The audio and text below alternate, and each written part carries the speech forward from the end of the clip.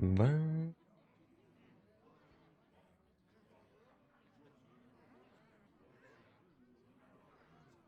Mm-hmm.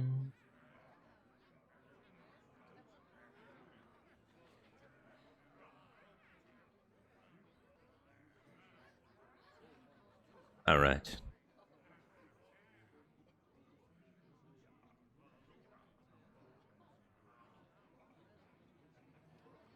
Time to play some classic Hearthstone. I know I haven't streamed in a while, but I did say my next stream was going to be a classic Hearthstone stream. Oh, what it is, man. What's up, Clicky HS? How's it going, man?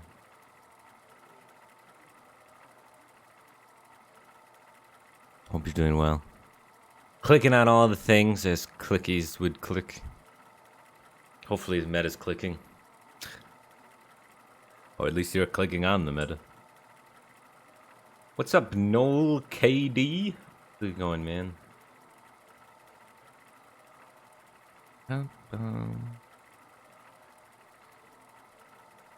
What's up, Alec25? One man. What's up, Super Shogun? And I am Cat Tao. How's it going? How are you typing if you're a cat? Use the capital letter too. Cats can't hold down the shift key.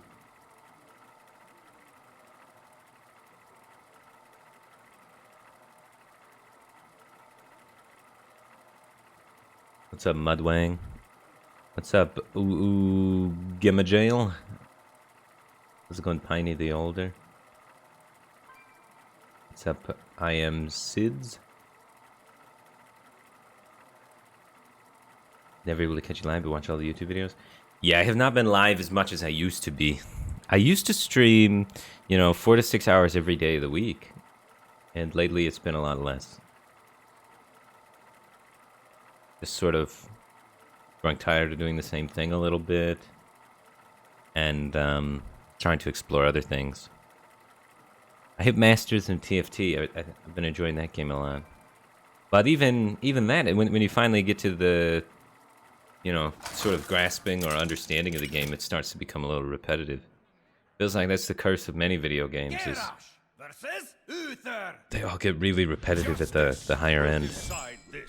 Victory or death.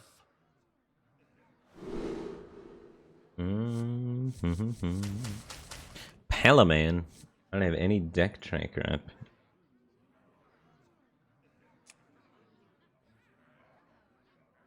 Send it all back. This isn't what we need. I send it back.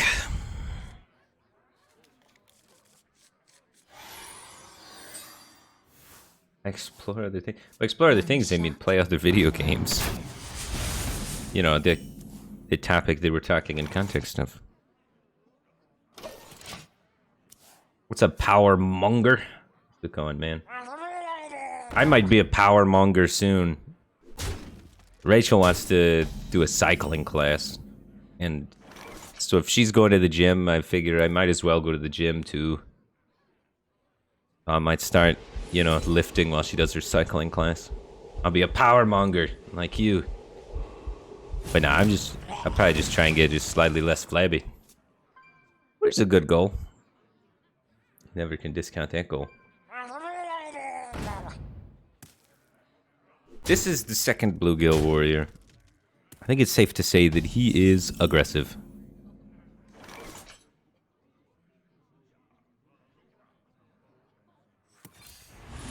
Not coining a Corcoran at that. We'll try and find a whirlwind or something. This way I have the opportunity to coin Harrison Jones if he just true silvers me in the face. Which might just happen. What's up, El Tiger Chino? Hopefully the music business is treating you well. What's up, Brand Flakes? Man, it's not a good cereal. I wonder. I mean, if you add some strawberries to it, or some banana slices, put some sugar on it, but it's like, you just made your own new cereal instead. It's like, why didn't you just buy the cereal you wanted? I guess maybe you save a couple bucks.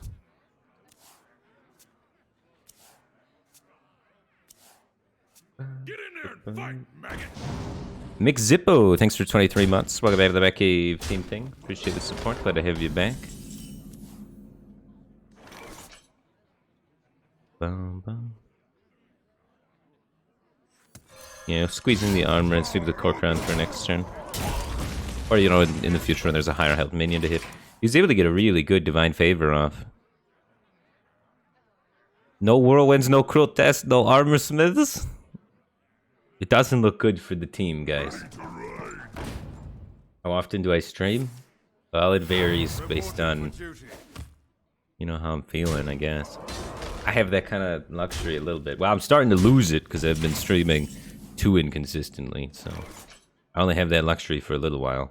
Pretty soon I'm gonna need to start streaming every day, otherwise I'm gonna make no money. But for the time being, I'm getting away with it. Go tell everybody, though.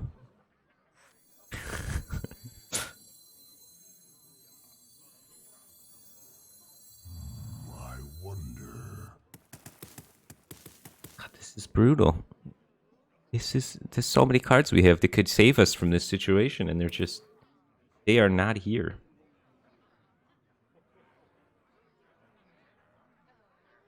I want to save coins so I could maybe coin a Baron Geddon. What now? Whatever I'm trying to do. I believe I'm dead, guys.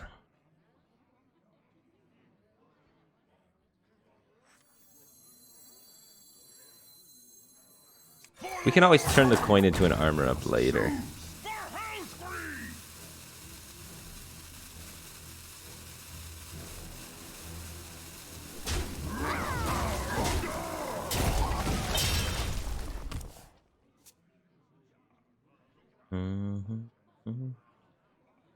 Streaming your main job?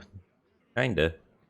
I'm a streamer, YouTuber, content creator, influencer, guy that owns property. You know.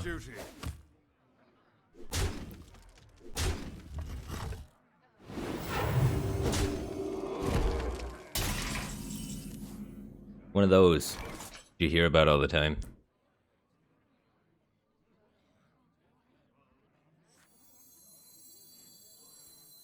That belongs in a museum.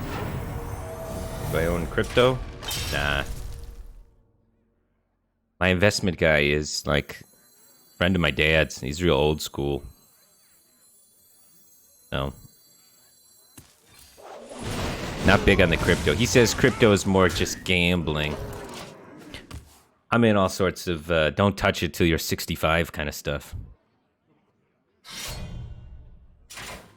Slow. Take your time with it. Reporting for duty.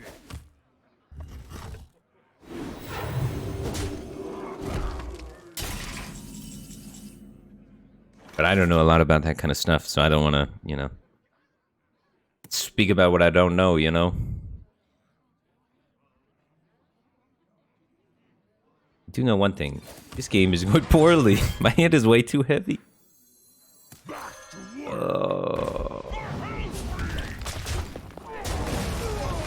We're alive at 1 sometimes. We could top deck an Alexstrasza. They're still outs. They're just getting slimmer and slimmer every turn, but we're playing towards them. They're there. They exist. Is it Consecrate? Ooh, that's gonna kill me.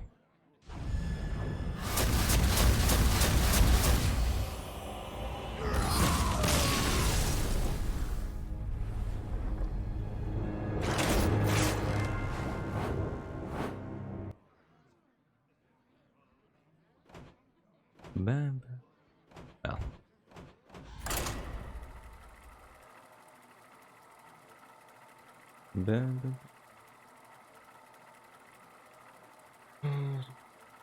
Soleil doing all right? He says he's doing all right. Hard to tell sometimes with Soleil and Purple. They've both been in different stages of sort of depression-y sort of stuff, but I don't want to focus too much on their life and, you know, the struggles that they're going through, because, you know, that's their private, personal life, and I don't want to put them out there too much. But, you know, I think they're getting better. It's just taking time, taking the steps, doing the things. It's hard to watch and hard to, you know, you can't really do much Can't really help out. I'd love to be able to help out more, but all you can do is try and like talk and be there. But if they don't want to open up and reach out to you for, you know, mental health support, there's nothing you can do. I've spent a lot of time blaming myself for not being there enough, but sometimes it's like, if they don't want you there, you can't be there, you know? But yeah, it's a sore spot for me, and it's hard to deal with.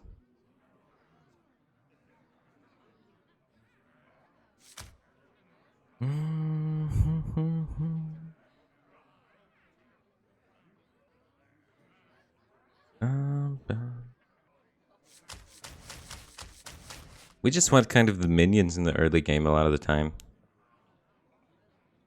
Sometimes deadly can be good though because of the 3 health on the totems.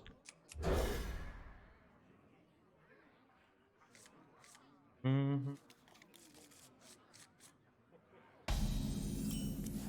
dun, dun, dun.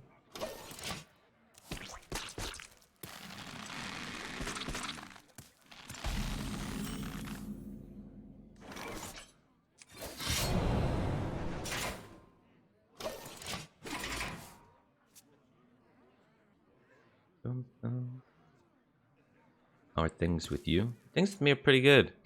I went hiking twice now. Finally, the weather's starting to warm up. Trying to get back into that. That kicked my ass the first few times. But I reclimbed to the top of Calico Hills, which I did last year. It was a lot easier last year than it was this year, I tell you that much. Getting harder and harder to do. I got really lazy over the winter.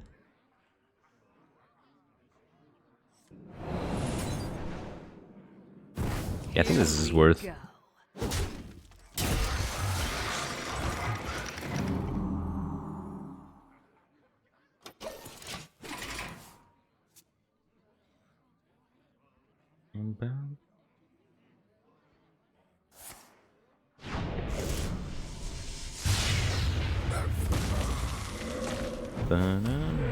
Oh, you would roll the taunt totem. Oh, Blade Flurry though. Blade Flurry though. We're chilling actually. We are big chilling. Don't need this yet. Here we go. The amount of damage this is gonna stack up will be too much. I could have like eviscerated and daggered, but then I wouldn't be able to equip Deadly to hit whatever else he plays. So I think it's worth it to take the 2 damage to the Freedom next turn. Yeah, see exactly. Look at this. This Manatite Totem would have been angry. It would have been drawing cards. It would have been a problem. Oh, oh, this is so hard. Do I float 4 mana, right? Or do I let him get an extra card? Or do I use the prep Deadly to make sure that he doesn't get it? Many options. There's 3 options here. You're right, Valir. There's so many options. You kind of nailed it with that one. A lot of times your quotes are just random, but this one kind of spot on, to be honest. Oh, fudge. I would be happy doing all 3. No, I see the play. I see the play. We skip the Drake. It's obviously skip the Drake. We go with option number 4. The early gadget. And then we have the Drake to reload anyway. Yeah, that's the play. That's the play. I was thinking we gotta save gadget for conceal. We don't have to save gadget for conceal. This thing's a monster. Look at it. It's a 4/4. What's he gonna do? Tazdingo! Yes! Nothing. That's what he's gonna do. Look at that.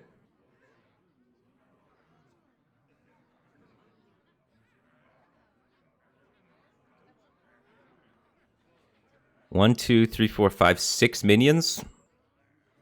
Don't miss.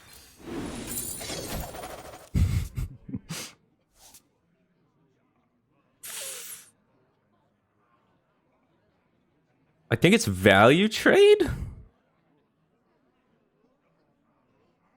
Value trade SI. Definitely can't flurry this. I don't want to use my dead lead weapon. So many options. God, this. Look away, guys. Close your eyes. Close your eyes. Don't watch this. Don't look at this trade. Nobody needs to see that.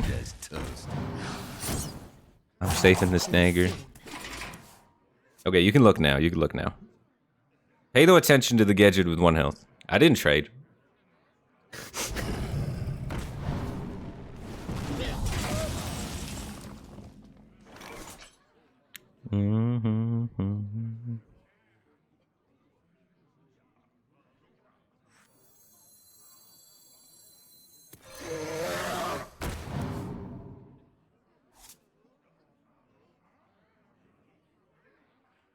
He can't just replay that. It's a good sample. Hey, He replays it on this, the Azure gets to connect for 4, we're just that much closer to killing him. And we get the double spell power flurry. The double spell power flurry, this combo is the wombo. It sends him to the Shadow Realm. That's like assembling all 5 pieces of Exodia and shattering his mind. That's when the screen goes all like gray and stuff in the anime. And the characters all look surprised. Sweet Jamu, thanks for 40 months. Welcome back to the Batcave Team Thing. Appreciate the support. Glad to have you here. Gregario, thanks for 3 months. Glad to have you here, man. Yeah. We're gonna probably do the thing now. This is what we save the flurry for. This is the flurrying. That's why we had this trade with our gadgets. We could get this up to 5, so we could go. No damage wasted. The sheer damage efficiency is just off the charts. If there was a damage efficiency chart, we would have broken it and...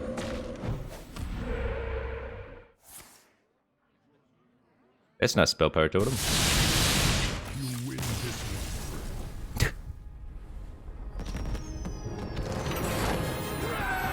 Do I believe in the power of friendship?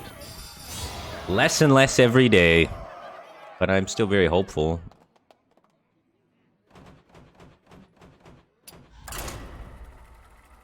What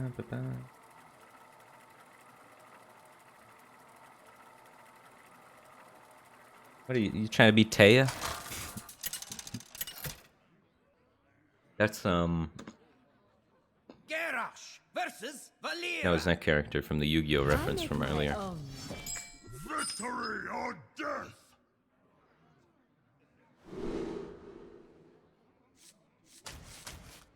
Do you believe in life after love? I believe in Ragnaros the Fire Lord. Got an armor smith, it's defensive enough, right? If he's aggro rogue, our goose is getting cooked, but if he's just regular rogue, the rag might come in handy. Do you believe in the heart of the cards? I do believe in the heart of the cards. Now you guys are gonna think I'm a crazy person, but I think I can back this up with some amount of logic. I think during the little, if you play enough, right?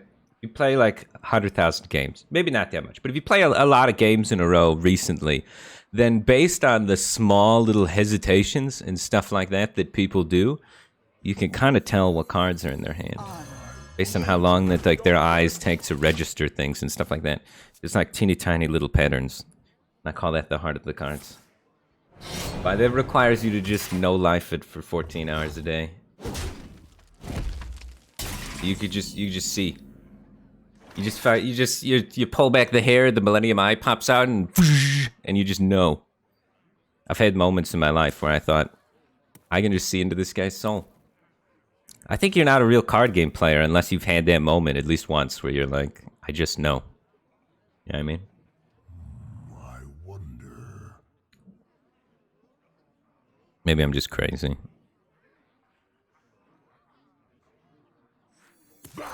We have the Cruel Taskmaster plus BGH combo. They don't play anything that has 5 attack, do they? Doesn't even matter. So let's just pressure. He swung with dagger, right? So no deadly poison, unless he's dagger deadlying, which is like kind of a weak turn, but I'll be fine with that. You can't like coin deadly Edwin me or something crazy, you know what I mean?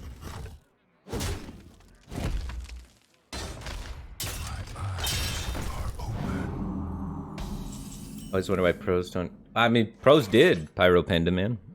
Pros took turns at different speeds and different things like that. It was Life Coach originally that first started doing it. and he became known as the rope coach because every turn, including even number 1, turn 1 of the game, he would wait until the rope starts burning and then perform all of his actions. And this was, you know, to counteract people trying to get edges and figuring out what things are, trying not to give away information. In current Pro Hearthstone, you know, you'll see like Bunny Hopper and some of the other players do things like that, or Casey will play extremely quickly all the time. There's many things people do to try and like conceal things like that. To the amount that it's successful, I can't speak on. But I mean, people try and get edges wherever they think they can get edges. That's the beautiful thing about competitive stuff. Even if it's kind of maybe bullshit RNG, people will figure out ways to get edges some way, or at least think that they're getting edges. It's crazy how much the mind can search for some way to get an advantage when you need to. Almost makes it more compelling sometimes to watch something that's not directly skill, so you can see how they can like cleverly figure out ways to get advantages when it's very difficult to see where an advantage can be gained. You know? Competitive Hearthstone kind of reminds me of like, have you ever watched the show Taskmaster on YouTube? Where you're presented with a goofy puzzle and then you try and figure out a clever way to get around it? That's kind of like competitive Hearthstone a little bit. If that makes any sense. Armor made to fit.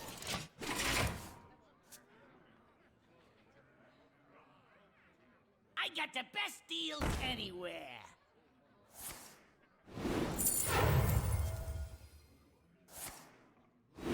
I'm 1 mana away from Sylvanas Shield Slam, but I can still just present to Sylvanas. I have no time for games.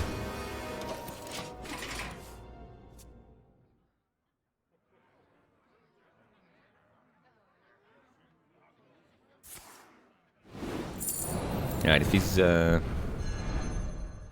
definitely knocking me below the armor threshold here.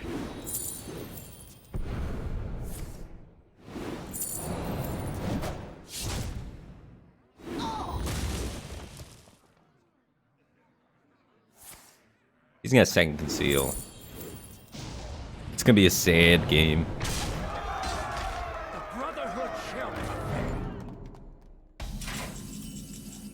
Yeah, armor, shield, slam, execute. 2, 3, 4, 7.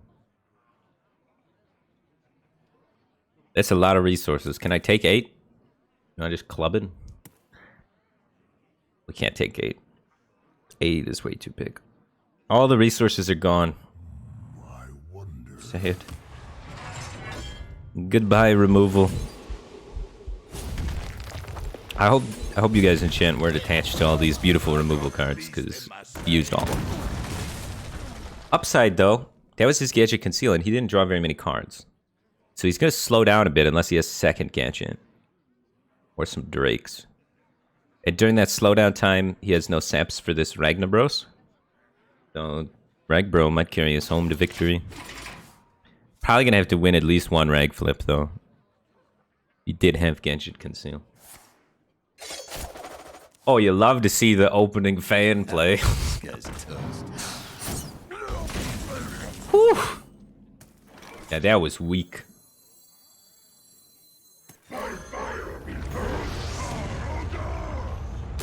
He's used 1 Eviscerate, 1 Cold Blood. So what's his max damage reach? 6, 12, 18. And then prep. 22 is his max reach. 22 is his max reach. 26 is his max reach on 9 mana. It's either 22 or 26, so we actually can't get out of range. There's some consideration to holding the X for that then. Backstab of this.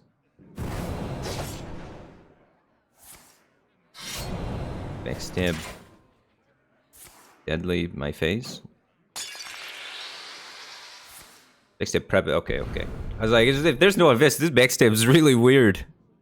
Oh man. Okay. He's gonna kill me next turn. He's got Leroy Step in his hand.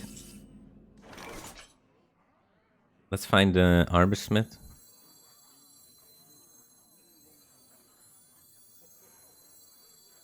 Or we just hit him. 7 + 8's not enough. It's close. We're 1 off with the just hit him plan. What now? If I Acolyte Whirlwind, I could hit Harrison Jones. It's definitely Acolyte. So now I have 6 mana to work with. If I do this, I could hit one of Armorsmith. If I do this, I could hit one of Harrison Jones. If I do this, I could hit Shield Block. They both can hit Shield Block. If I do this, I could hit Brawl. Would I play Brawl? I wouldn't. So it's this then. This has more upside. We worked it out. Sad. Shield Block. Is there benefit to hitting him? There's mild benefit to hitting him as well. If I set up my own lethal, it might be just better. I'm gonna set up our own lethal.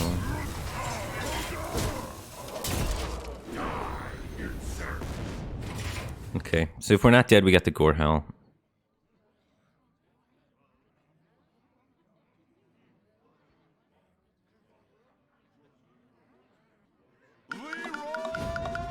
No, no, no. Does he have it? He's got 9 cards left. It's not that unreasonable. He would have eviscerated the rag if he had it. There's got to be like second stab.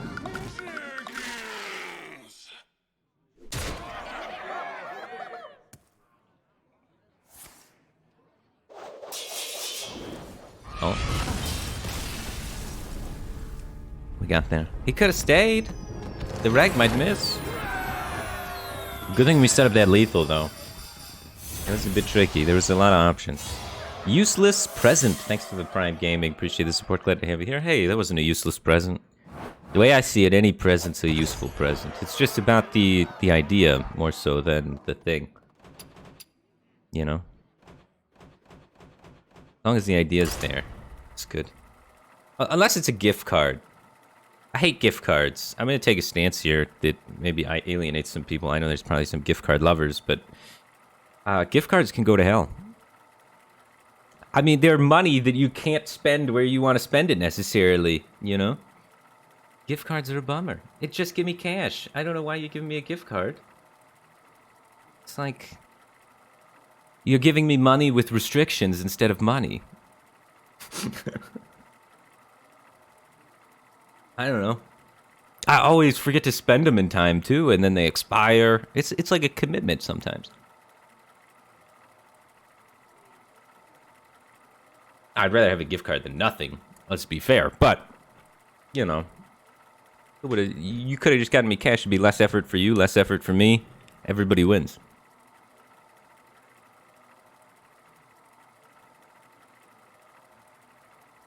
Thought gift cards couldn't expire anymore. Well, maybe that's true. I haven't had a gift card in a long time. I think I've voiced my opinion about gift cards before. People stopped giving me gift cards. I think I talked about it on stream. I don't think I actually like talked face to face with my, relatives and loved ones. But I think they've watched my stream before and they've heard me rant about gift cards and they're like, "All right, we're gonna stop doing that." So shout out to my relatives and loved ones for supporting the stream. Because yeah, I haven't had one in forever.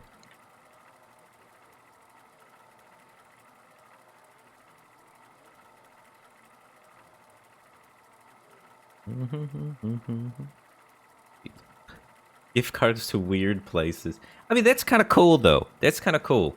If it's like all right, if it's like a gift card to like Subway or something, then it's like, it's nothing. But if it's a gift card to some like fancy local bakery that like you really like and you want to share that experience with somebody, now I'm on board. Now that makes sense, right?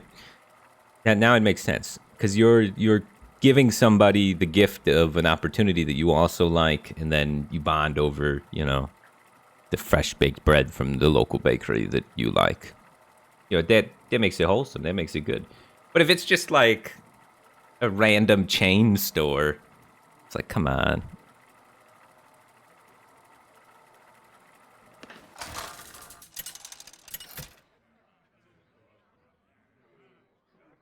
Malfurion versus Liadrin. Does your family watch your stream? Yeah, my family, I'm pretty sure, checks in occasionally. I don't know about, like, watches it all the time. But they definitely check in. Swipe versus Paladin? Let's go. So this is a bit of a lower curve druid deck that tries to aim to be a little bit more successful against things like Paladin and Zoo and stuff of that nature. Miracle Rogue, all of that. Trying to be more aggressive is going to help you in most of the matchups. And against Warrior, you still have double combo, so you can still, you know, big damage them. Does Rachel watch? Rachel doesn't usually watch my stream because I'm usually streaming when she's at work. And then we're hanging out together when I'm not streaming. But she has like the stream on in the background, usually muted at work. And she'll pop in occasionally.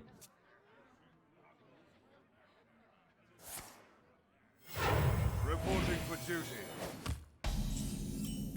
Reporting for duty. You think this is the control paladin?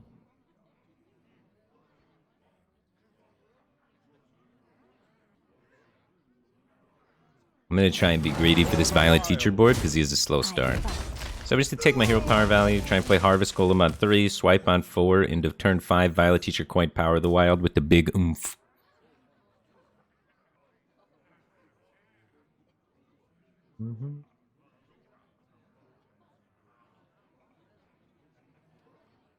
I'll do it something like that. End is coming! And I'm glad I took it slow, look at that. He's control paladin.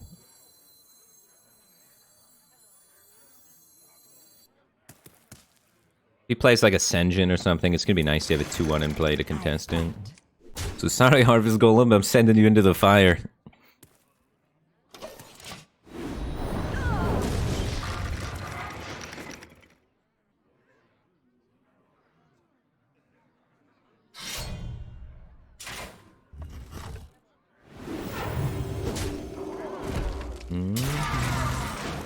Oh, now I got 2, so I definitely play 1 and chill. Pay attention, class. It lives through his True Silver. He needs like Elven Archer or something.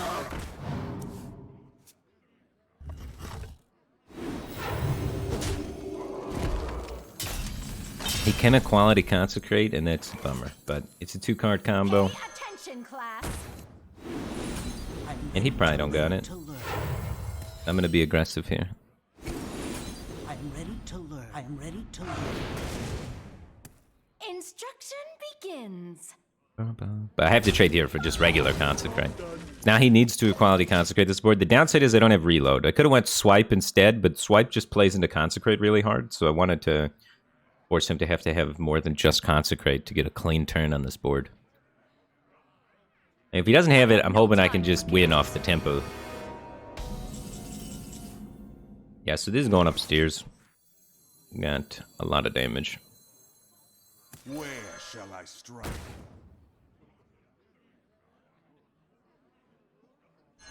Thinking, what can this Sylvanas do that's nasty?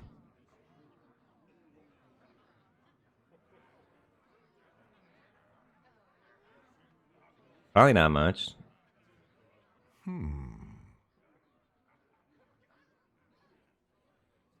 Is it better to just swipe him? So I can weave in hero powers? He didn't Equality Consecrate last turn. Let's add more to the board, right? It feels like a bit of an overextension to drop more, though. It feels... Alright, I'm gonna pace myself. Well, and then did Sylvanas steal something if I swipe? I want to pace myself, but I don't want to pace myself. Time waits for no one. We have a lore to reload. We have a lore to reload. I'm gonna hold back the Squire, though. There's no way adding the Squire helps anything. If anything, it makes the Sylvanas steal it with Pyro Equality, right? It's not gonna help. You're sitting on the bench. You just gotta be chill.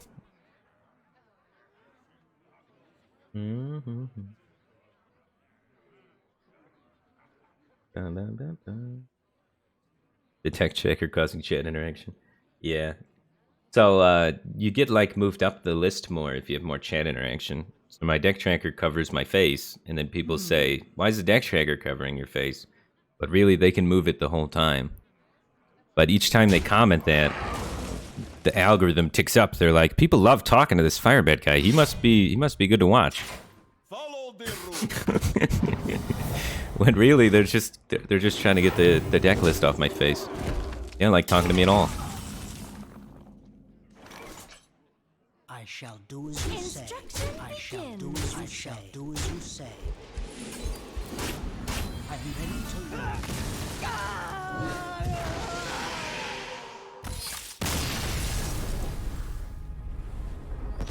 No.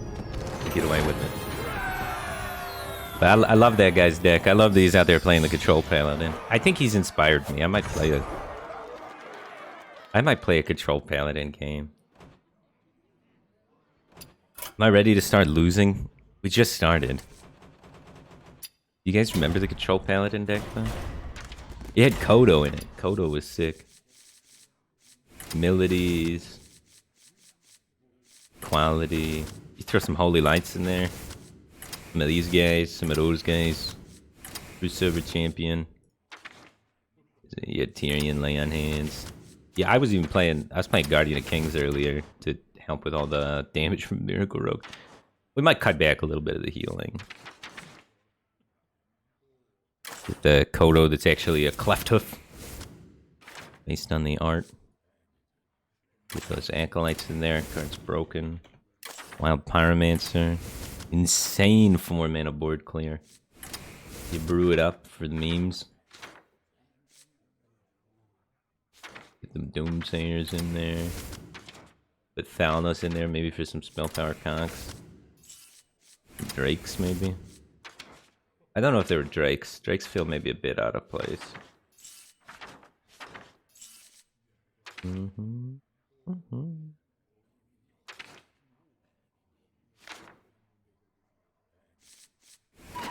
think there were Sunwalkers.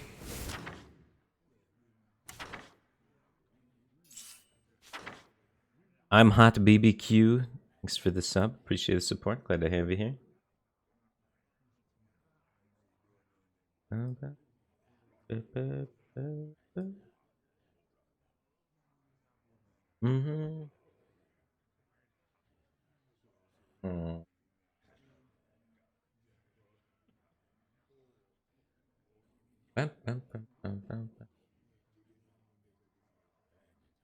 I need Sentience is what I need. That's what I'm missing. Alright, let me start cutting things back and figuring this out a little bit better. We definitely don't need 2 Holy Lights.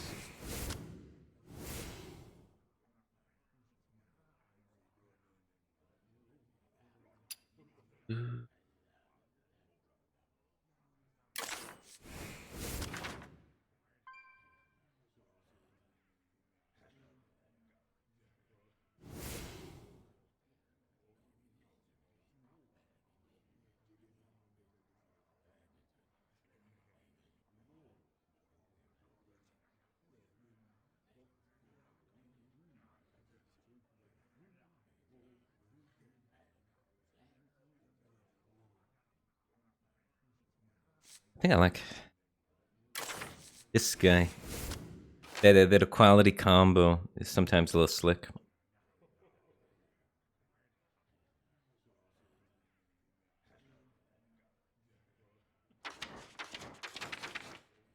Sometimes we play like Knife Jungler, Iron Beak Owl.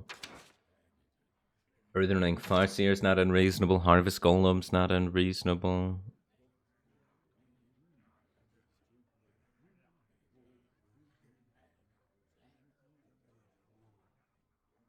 Drakes are not unreasonable. There's so many cards that are just not too bad that you can just kind of throw in there. Tankmaster's not horrible. Spellbreaker's not bad.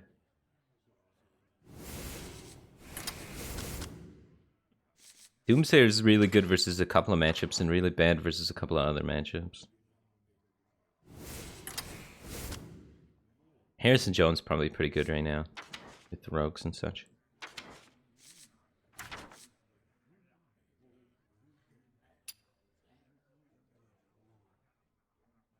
Alright, let's Paladin somebody. Dr. Steal Your Face, thanks for the sub. Appreciate the support. Glad to have you here, man.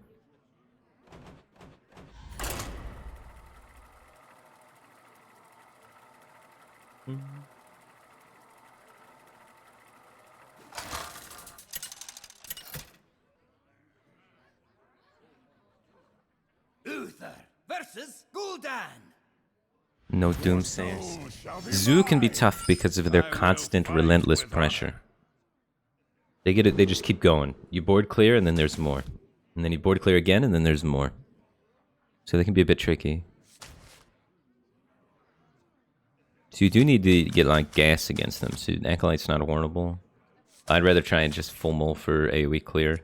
Get one big clear, then get card draw and stabilization stuff. Plus, if he's giants and you don't have the opening equality, you just lose to one giant.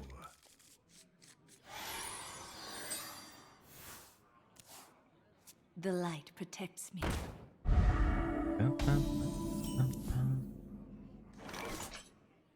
We have the pyro equality. Feeling good about that. Put this apple on your head.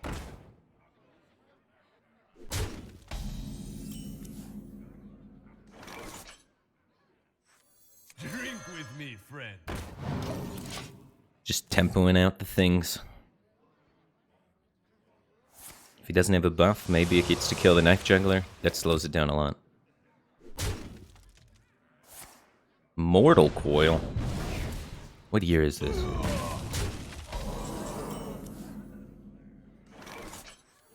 Alright, he didn't develop, so I feel really good about the True Silver. For justice. Fight for this board, try an AoE a little bit later. If he developed there, we might be just like Acolyte pass into Pyro Equality and to then start playing for board into coin 7, but he only played one, he didn't play anything, so we can fight for the board in earnest.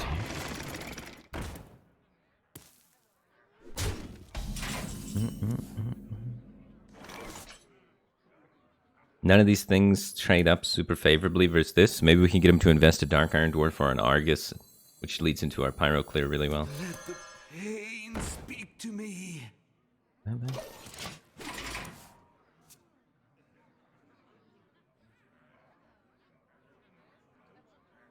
My shield for Argus. I feel icky. It's aggressive.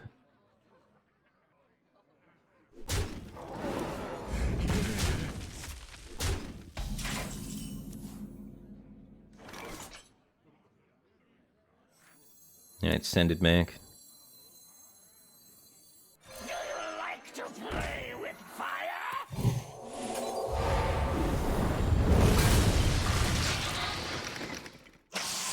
For justice.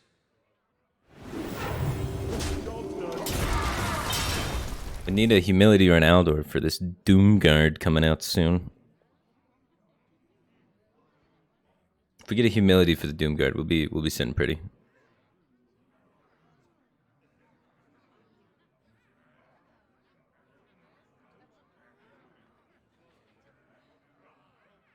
I wonder.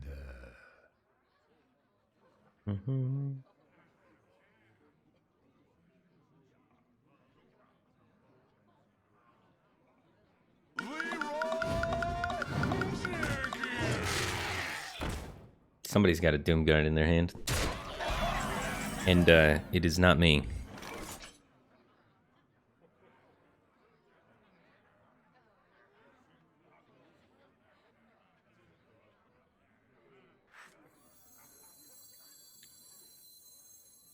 We only have one play.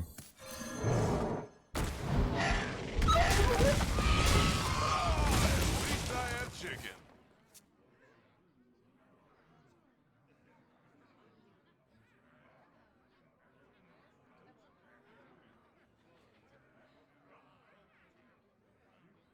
If he doesn't have a Doomguard in his hand, then that play doesn't make any sense, right? I wonder. Tap first. Does he got 2 in his hand? Who dares summon me? We had a Soulfire he's trying not to get rid of.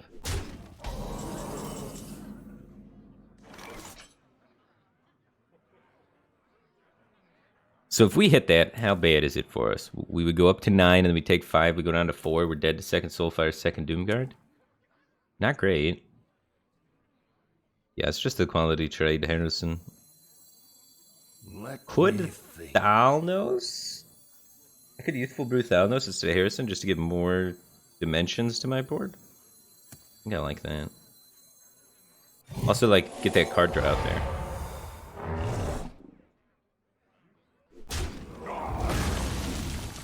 Harrison could just get like soul fired. Oh shoot. I messed that up.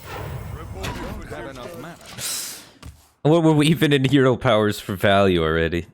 That's not great. We need the stance of the 3-2 in play. I did it in the wrong order though. Alright, type order low, please. Like the kids do. That's what you type if you see a streamer make a mistake with their order.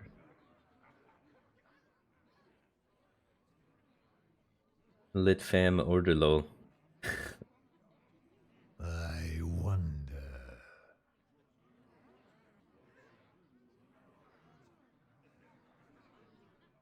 That was a mistake.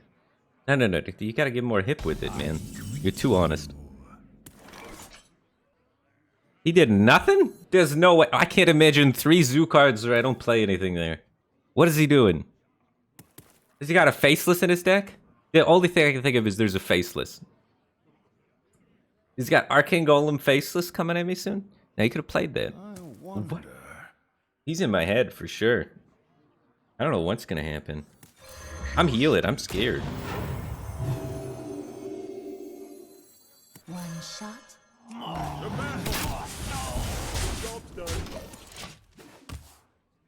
EOPO Soulfire, you think his hand is?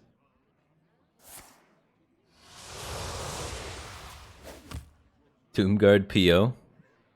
Maybe?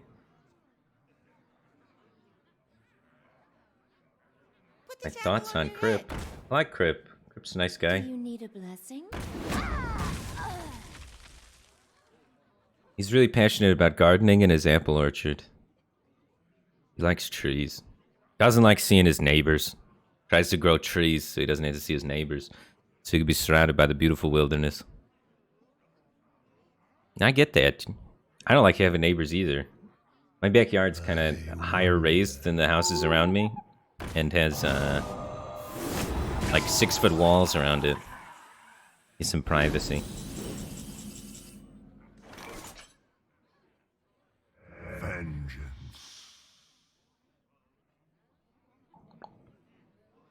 Okay. Follow the rules.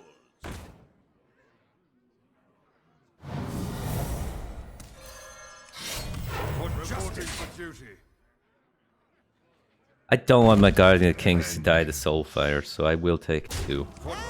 You're lucky, Guardian of Kings, that I like you so much. I'm willing to take this extra damage for you. This guy is totally toast! Thanks for 7 months. Appreciate the support. Glad to have you back, man.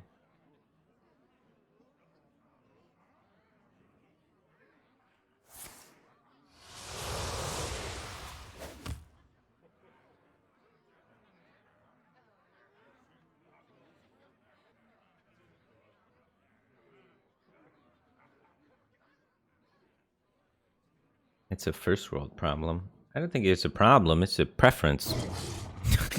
You're trying to make it sound like Get in there and fight, maggot. people have issues with something. Who dares summon me?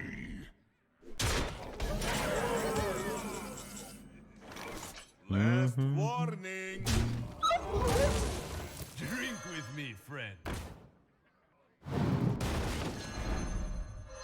Drink with me, friend. Follow the rules.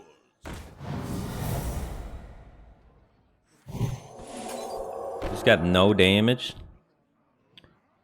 This guy has no damage. Vengeance. Unless he runs a second Ironbeak Owl. The max we could expect him to do is like 5. Vengeance.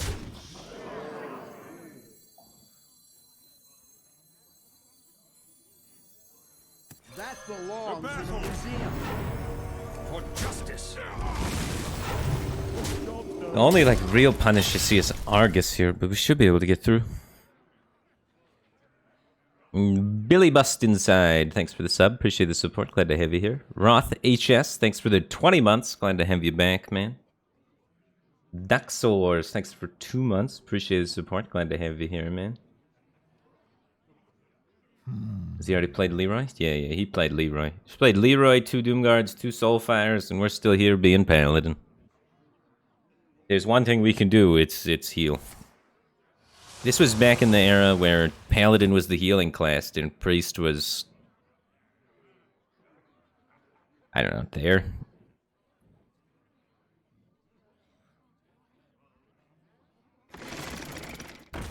Firebat makes me moist. Thanks for 2 months. Appreciate the support. Glad to have you back. Quality Waffles. Thanks for 32 months. I appreciate the continued support. Glad to have you here, man. Almost out of time. Vengeance. He hit his 1 outer. You see that? Reporting for duty. Dingo. Yes. Last warning.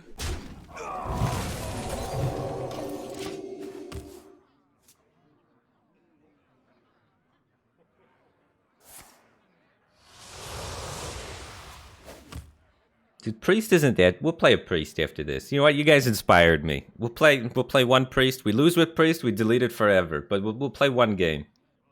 It's not good. It's not good. But we'll do it. We'll do it. One game. See how it goes. We must cleanse the Sunwell. J. Alexander is a Priest deck for us. Alright, we'll play J. Alexander's Priest deck in Classic. Link it up, dude.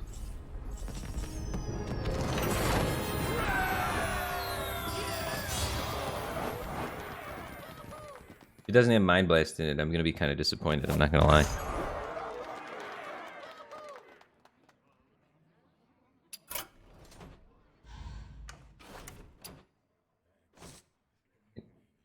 Let's see. Copy. Copy. There we go.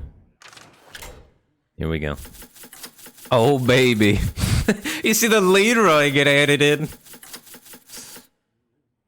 Yeah, I can see how this could work.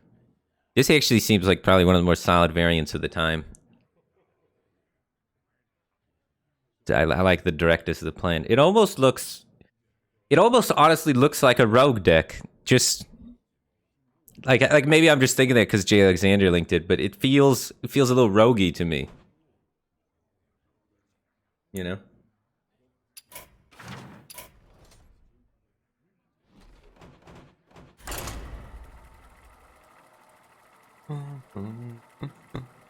Is Pyro in Classic?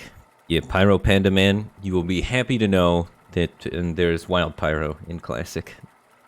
Is that your favorite card? You're kind of named after it a little bit.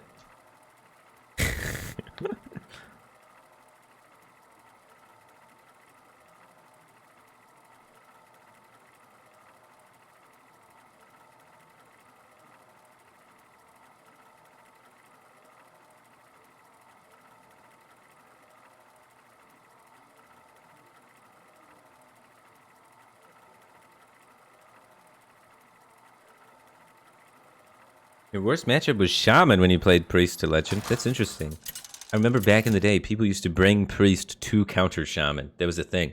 There was like a control Priest, control Warrior, control lineup thing that, you know, good players would get to top 8 with, and then the winner of the tournament would be some dumb guy playing Zoo. Not saying any names, but I was the guy playing Zoo.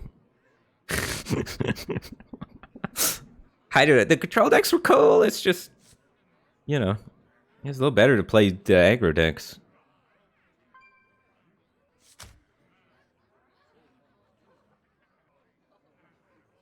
I'm gonna keep this whole thing.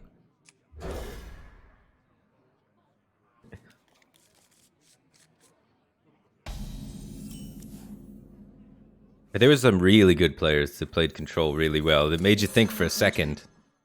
Maybe control's better than aggro. The light protects me.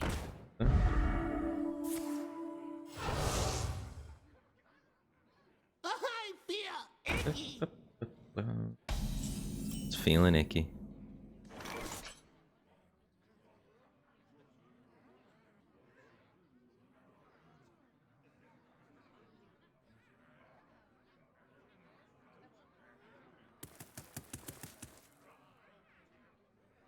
I'm tempted to try and be relaxed with it and not just blow my circle. I like Leopardome Smite. Leopardome Smite Bump. I like Bump Heal. I'm not hero powering in a tempo matchup.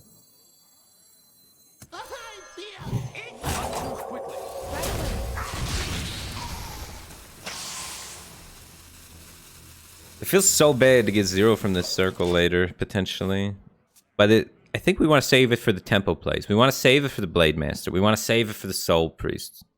One card draw is good, but he's going to Divine Favor that card anyway.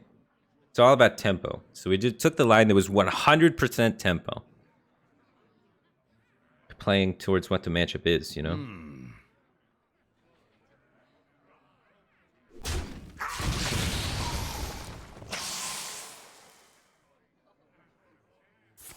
Can't. Come on, man. For duty. Right away.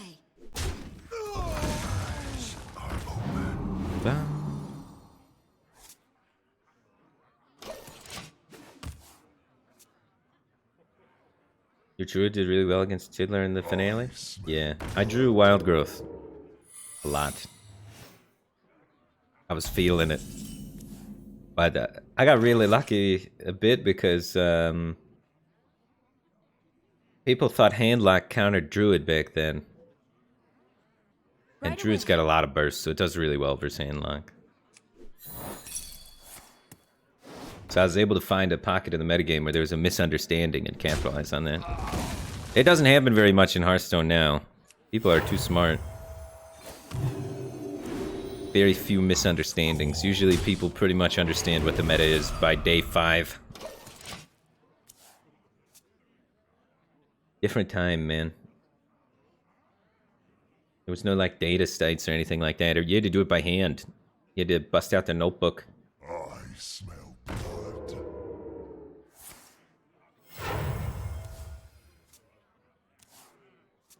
Yeah, Druid. People were like, Druid just loses to a turn 4/8/8. And I was like, nah, he's just you kill the 2 mountain giants.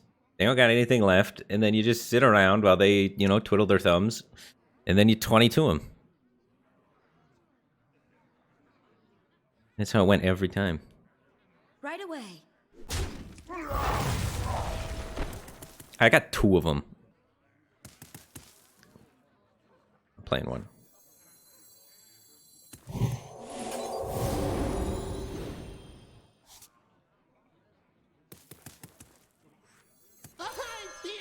He doesn't. He can't equality consecrate me yet, so.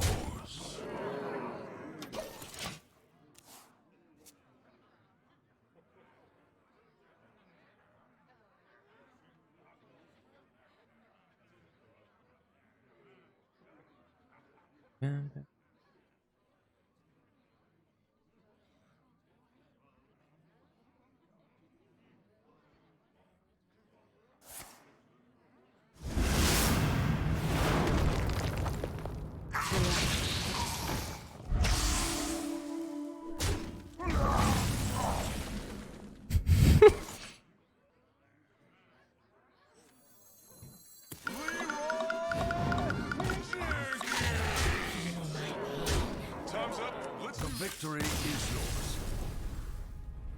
All right. It works, guys. Priest is insane. Tier 1 deck. We did it. Broke the meta. I can't take all the credit, though. It's Jay Alexander's deck. All right, let's play a control game. Slow it down a bit. Change gears. Throw it into reverse, and then take it back. And then proceed forward again, but a lot slower.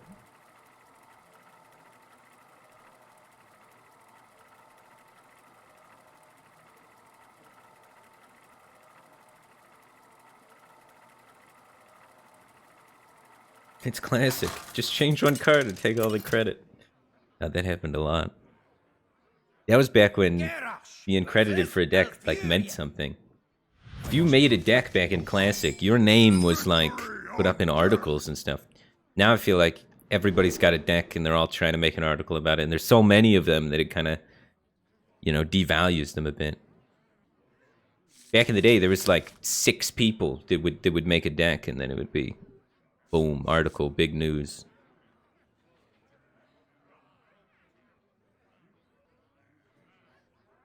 Ryan. Played him earlier. I have Slam in my deck. Might keep this Whirlwind. He might be playing Loot Hoarders and Argent Squires. And Violet Teacher. I'm a 1 Brawl gamer, so if he's Violet Teacher build, it's a bit tough. But against straight up Druid, non-Violet Teachers, I'm probably chilling.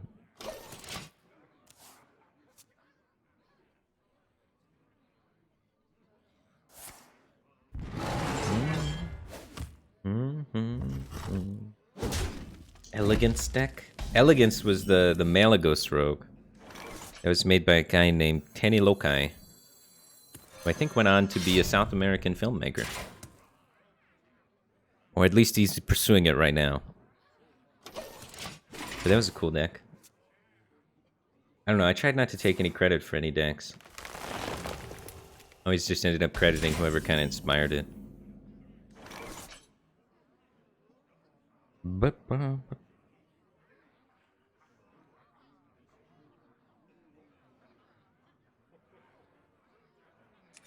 Armor pass. I don't think I want to just play a Korkron into a Wrath. Usually you want to try and think of Korkrons as removal.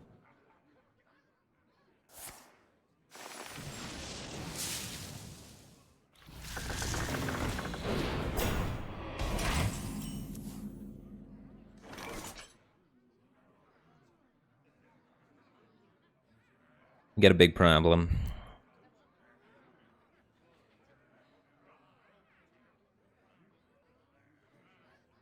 I'm gonna try and just gain armor. I don't know, maybe he trades. I'm not seeing a lot of better opportunities here other than like Coin Drake, try and dig for execute. Using the Taskmaster shuts off the Not fit to rule the Horde. the BGH. Oh, big. He doesn't have Keeper that's big. If he has Keeper, we're not in a great spot. Is there a Whirlwind play? The Whirlwind gives me 2 armor. I get Korkron Whirlwind, get 3 armor. Right. Running the Korkron, 4 armor. Shield Slam.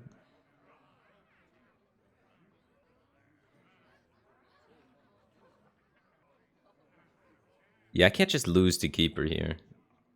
What now? For the War Chief!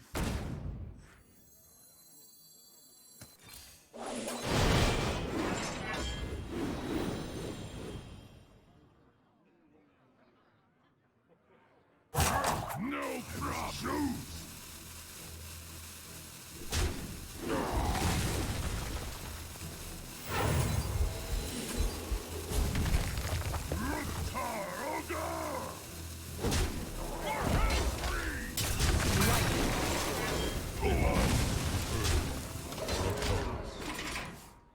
Okay.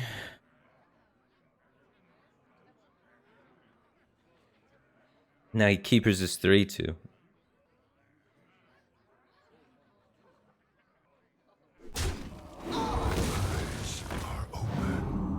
Tazdingo! Yes!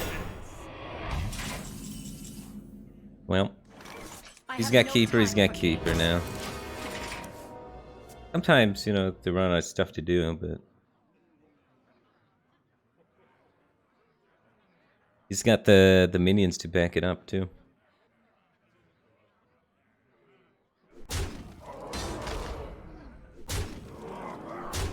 Where shall I strike? I should have just played it last turn. He didn't have the Keeper. This is where we top deck the Brawl.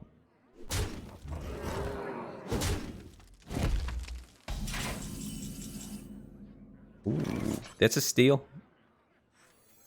That's a steal. I want a shield block anyway. So I'm not just dead to Roar.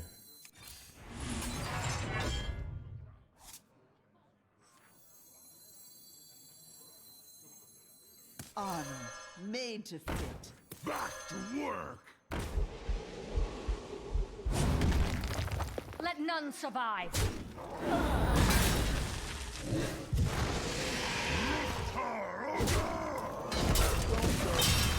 It's okay. We're dead to combo, but we were dead to combo either way. Unless we stole exactly the 4-4, right? Now, even if we stole the 4-4, we're always dead to combo no matter what we did here. If we armor or armor smith.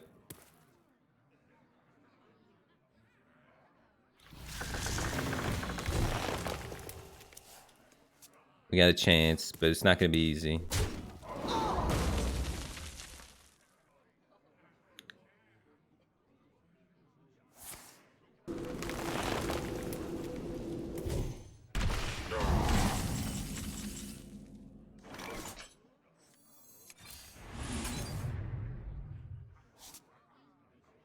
Combo's 21. Number 22.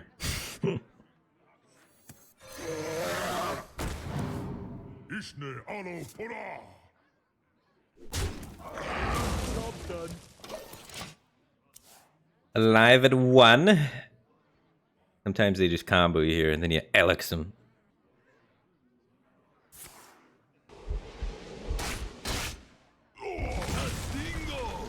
Yes. Uh-oh.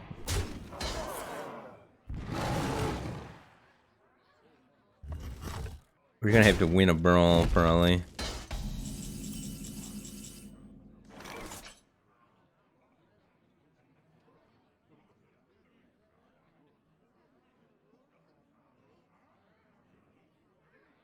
Loud is like brawl, slam, execute?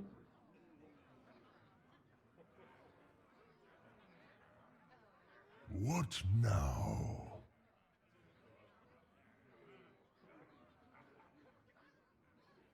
Rag and Prey is the other one. Rag and Prey doesn't have combo, so this is a combo piece for sure. That's either a roar or a fawn.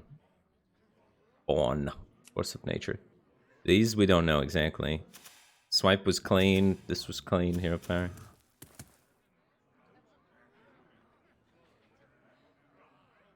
It's either Rag and Prey or Slam and Prey. Both involve a lot of praying. One puts me in a position where I could win. The other does not put me in a position where I could win. So, Rag and Prey. Because we can actually win from this position, so it's better. And our Rag is a sniper. He's trained for years for this.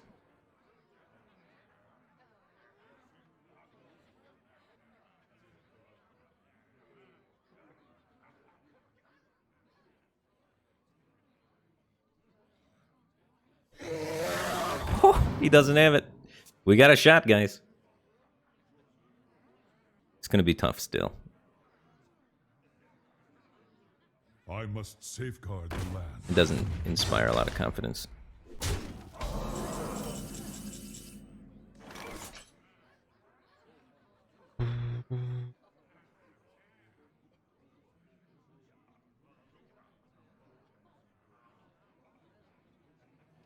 If he ever draws combo, we die. What now?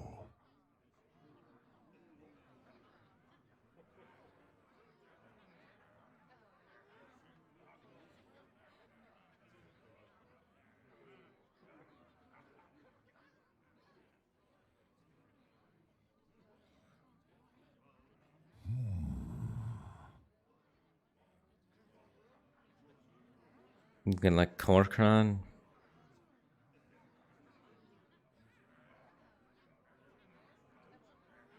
It might be Brawl for the win. I can't Alex. I don't have any shield blocks left, so I'll eventually die to combo if I Alex. Just win the Brawl.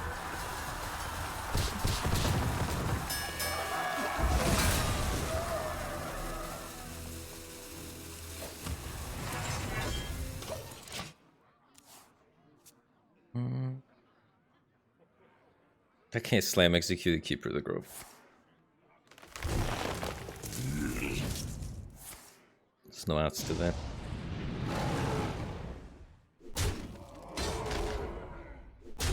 Tough matchup, tough matchup. Not having Execute for Ancient of War or Cruel Test BGH for it. Pretty backbreaking. Alright, Ryan. You wanna play this game? I'll play this game.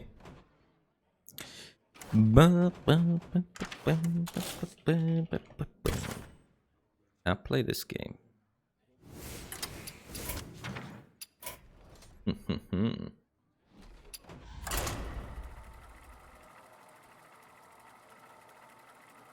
Get the knight in there.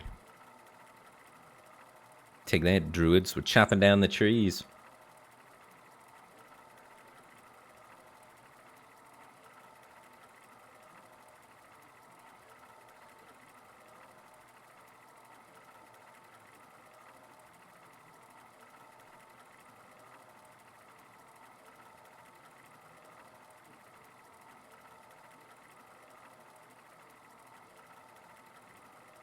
A little bit worse versus the token variant, though. Honestly, I'd still rather be the druid in the matchup.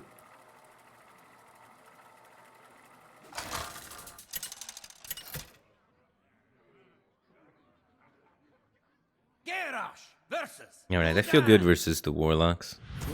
Black Knight's good versus warlock, too.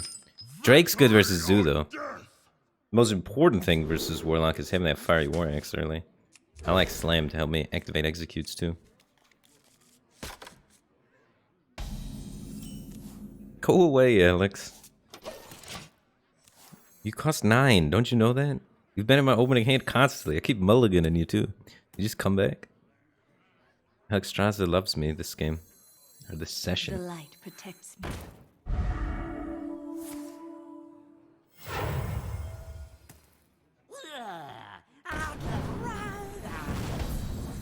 Getting right on dying.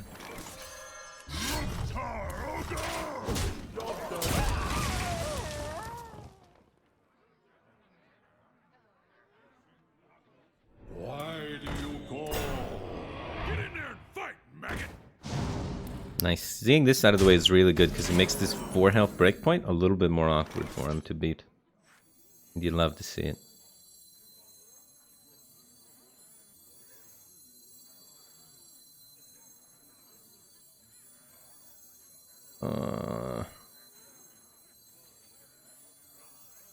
Armor made to I don't have another weapon, so I think I'm chilling. Having a diamond board's kind of bad. Because I want to slam bump it. He's not. If he does that, I don't draw off my slam. Like having the weapon able to hit his next target's pretty good. Could hit an Imani Berserker or a Knife Juggler. You know, something that matters. Could get punished slightly by Shattered Sun Cleric. Shattered Sun Cleric's a big punish, right? Yeah, I can't accept that punish. Okay. Just had to think about it for a second. God, it feels so bad to use War Axe Charge on a Voidwalker, though. Oh, tap feels good for me. That means he's got a lot of 4s and 5s in his hand, though.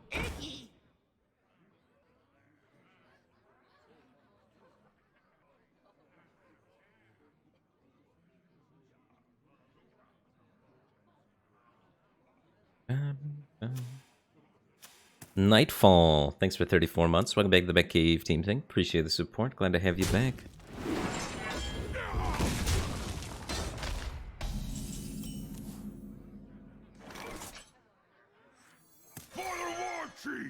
Alright, look away, chat. Look away. We're taking some value trades, and they may upset you. strike. Especially if we did them in those order. Yeah, do it in this order. Strike.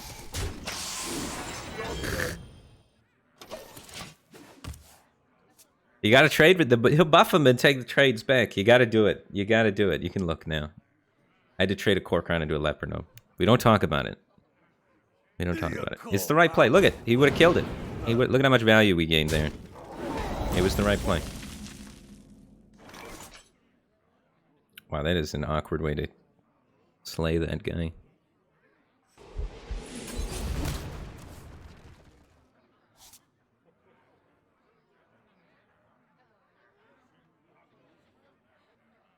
I have Cruel Taskmaster BGH for Doomguard. If he doesn't play Doomguard, we're in the thick of it though. We know he's got high cost cards in his hand.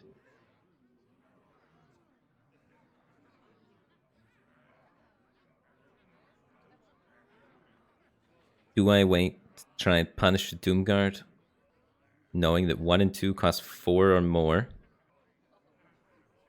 These two cards cost 4 or more, so they have a really high likelihood to be Doomguard. If he has 1 drop off the top plus a 4 drop, not great for us. I must choose.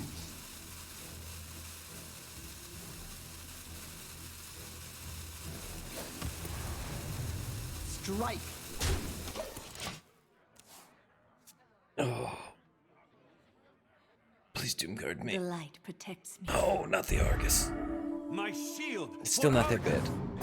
Don't trade, you maniac.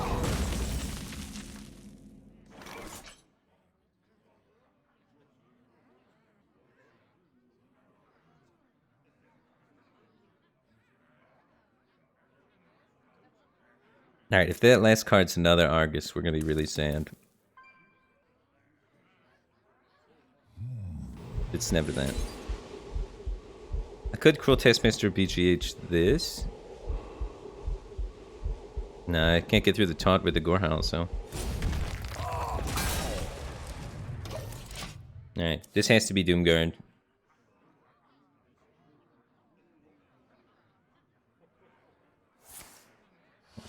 Just tapping. Get in there and fight, maggot.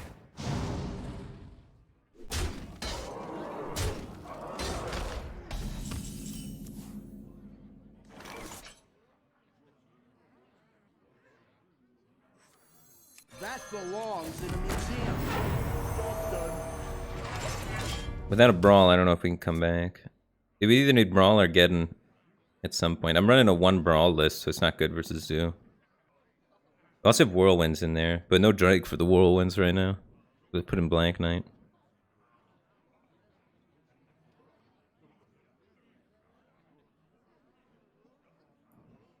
So many possibilities. To Northrend.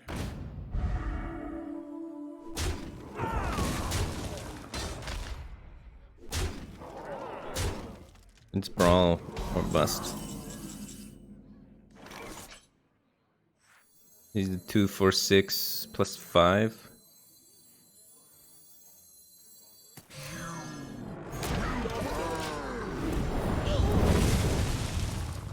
Or live versus it. And we can Alex back up, maybe.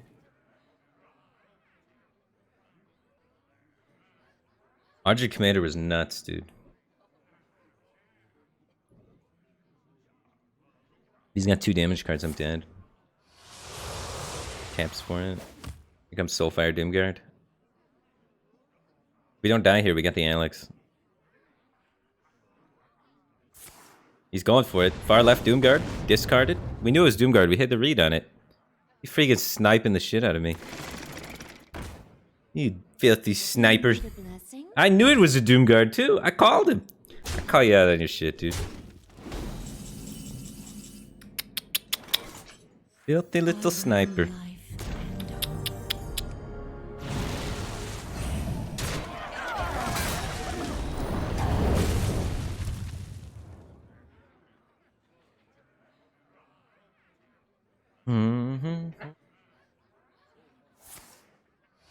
Life and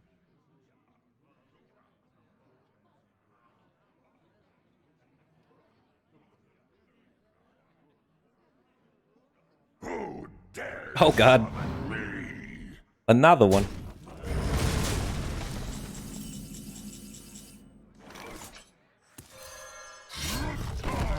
We either finish him with the Gorehowl after BGHing our own Alex.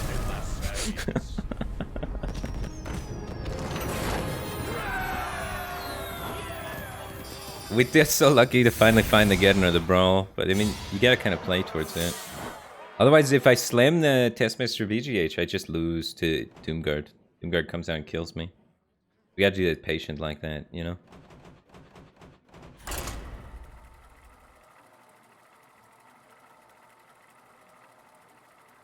Mm-hmm.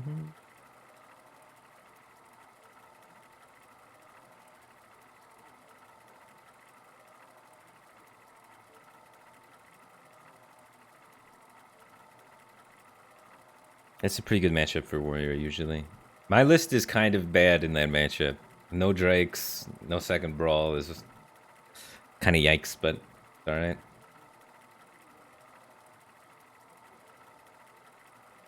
I don't know, it's so hard to play double Brawl right now. I feel like every time I play Warrior versus a lot of Druid, and Brawl sucks versus Druid. Like, even against a Violet Teacher build, I guess it's okay. It's still not what you want.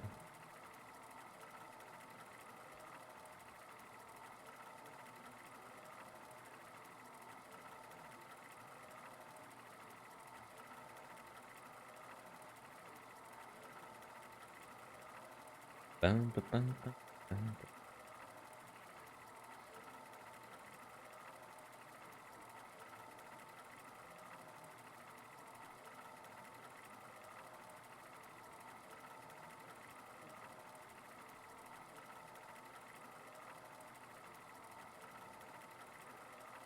You want to play Mind Control Tech?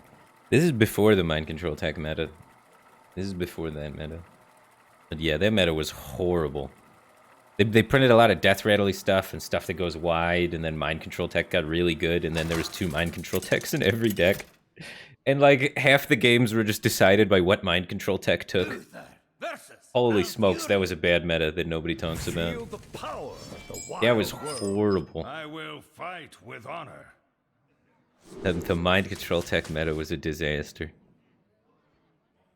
Druid's a tough matchup for this deck. We're playing a bad control deck. Goose Clement, thanks for 27 months. Appreciate the support. Glad to have you here, man. This is the cards to maybe do it. Yeah, Acolyte gets keepered. It's a tough game. As long as your Acolyte doesn't get keepered, though, you're pretty chill.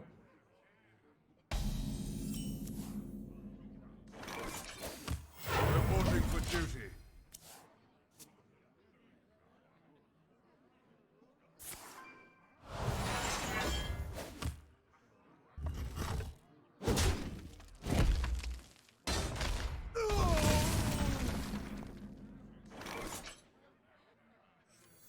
Let the pain speak to me. Don't keeper me.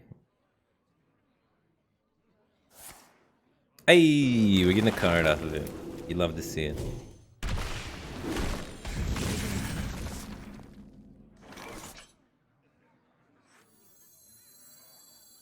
Drink with me, friend. Reporting for duty. Correct order this time.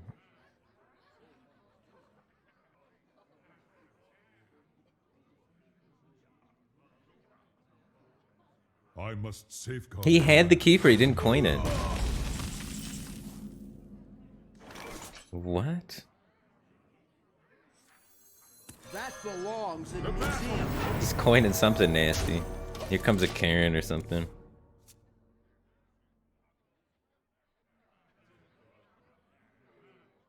Keeping the coin for combo already. He's saving it for something. That coin meant more to him than denying my card draw. He took a bad turn in order to keep himself with that coin.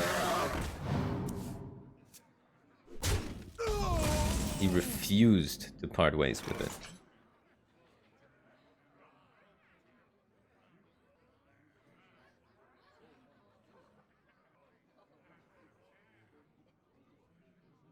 Follow the rules. Yeah, just do the simple thing. I was thinking about trying to play Argus this turn.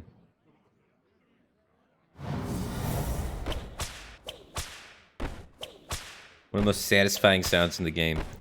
Harrison Jones just whipping it good. Reporting for duty. No more Harrison Jones anymore. You don't get to hear that as often. I miss good whip sound effects. That's what Hearthstone's missing. That's what the new Zoomers will never understand. The quality whip sound effects that Hearthstone used to have.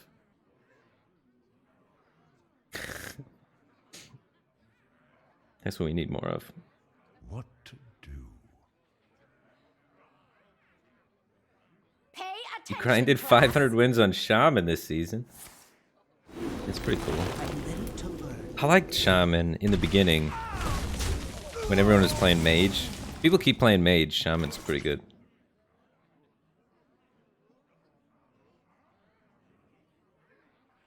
I'd like to have a pretty empty board next turn for my Tyrion.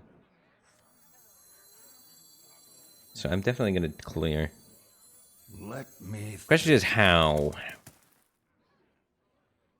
I think I have to consecrate. Pyro, Humility, True Silver is another play. A little bit better board development. It's a lot better board development, actually. Yeah, that's the play. That's the play. It was hidden, but it's a good one. Humility this. Look at that. So the goal on this turn is to try and figure out the best way to be able to have 8 mana to play Tyrion with having no problems I have to deal with on the other side. So in order to make no problems for us to deal with, we got to give him problems to deal with.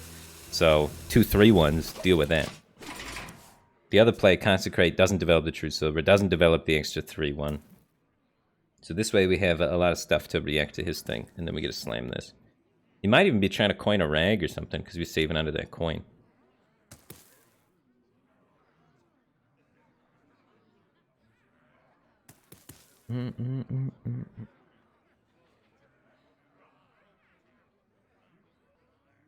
Doesn't Dino Tamer Bran have a quality whip? Maybe. I haven't played a lot of Dino Tamer Bran lately. Truth is my Maybe there's already whips. Unwalker.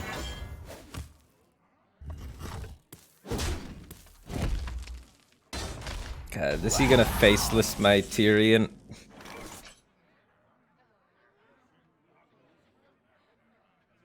Oh, jeez. He might be playing faceless in his deck if he's got Sunwalker, you know what I mean?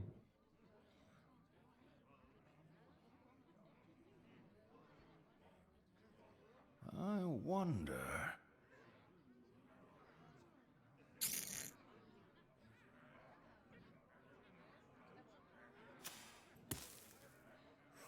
Put your faith in the light. I don't have to damage his guy to play around faceless. But I do think I want to just pop his bubble just to pop his bubble. Warning.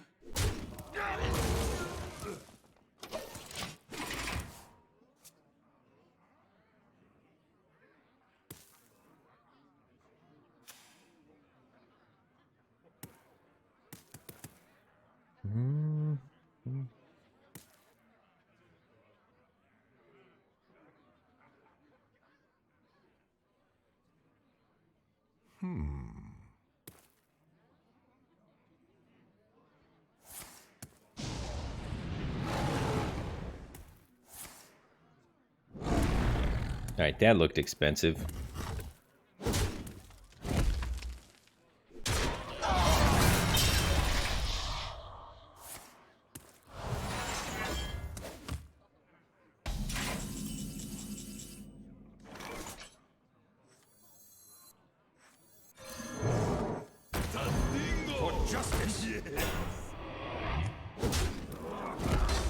We gotta kill him. We don't win the long game here. He wins the long game. He may seem like an aggro deck, but he's a combo deck in disguise. And we're a control deck. So we gotta take this window of opportunity to punch him in the face. And then we can use a quality Consecrate to reset the board and continue punching him in the face. We aggro deck now.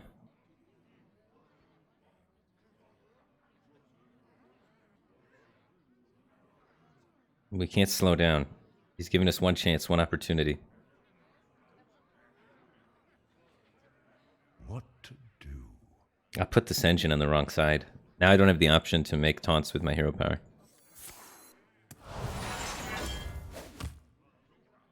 Yeah, this is our mom's spaghetti moment. So we're just gonna put up a big wall and punch him in the face.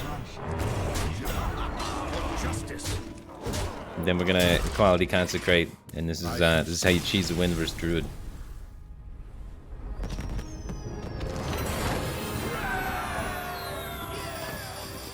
Yeah, you can't slow down on the gas.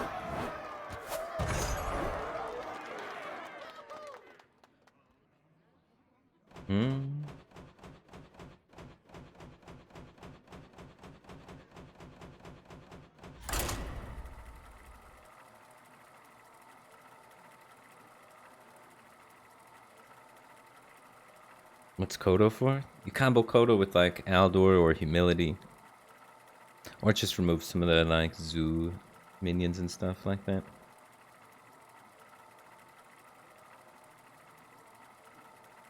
That was all gas, no brakes. Did that guy get his channel back? I heard there was some like crazy drama with that. If you haven't seen his content, that guy makes really, really cool in-depth interview content. Where he goes to, you know, sort of conventions and stuff like that and really interviews people. Really cool channel. Oh, he's got a new channel now. But yeah, I guess the company that he partnered with, he signed a contract and his channel blew up, and then they took like 99% of the money or something absurd. He's getting like he's millions of views, and they're like, "Sorry, we're gonna pay you nothing." He got screwed by the system. I'm glad to hear he's doing well and he's got a new channel going on. His content was good. You could tell he was really passionate about it too. That's the saddest part, is when you see someone that's so passionate about something and doing something so well, and you know they want to continue doing it and letting their passion flow and grow, and then somebody's preventing that for monetary gain. It's like you guys could work together, figure out a new deal, figure out a relationship that benefits both of you and that's fair, but instead you're just gonna hold them down and take money. I hate that from those big content corporations and stuff like that.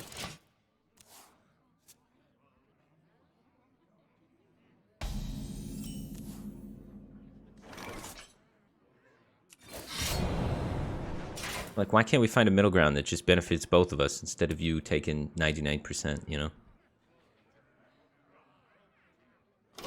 It has to be a happy medium.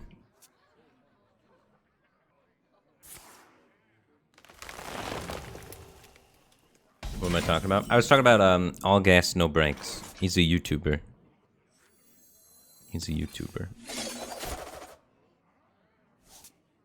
That there was some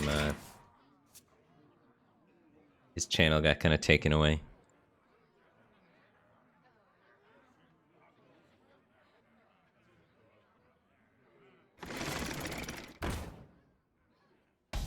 Well, if we don't get rid of that harvest golem, he's not going anywhere. Someone's gonna do it. The only time we get punished is if this guy's playing Ancient War. If he's playing Ancient War, we'll find the other sap in time.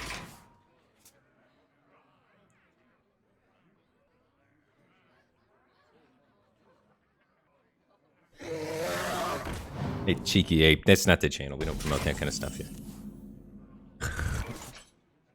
Very cheeky, though. It's spot on with your name. I dig it.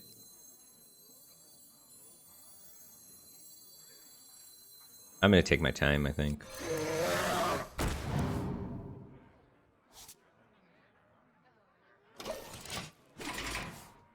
I have a prep, so I feel like I can get away with it. So I got Gadget Concealed Prep of this, hopefully, in the future for me. To Northrend. Maybe mix in a couple backstabs or something in there. I got the best deals anywhere.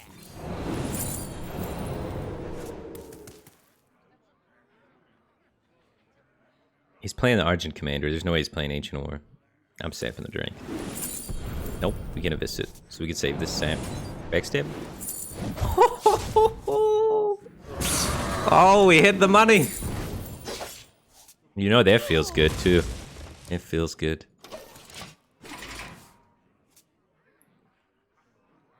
Conceal's not fair, yeah. Chill, Wind Yeti.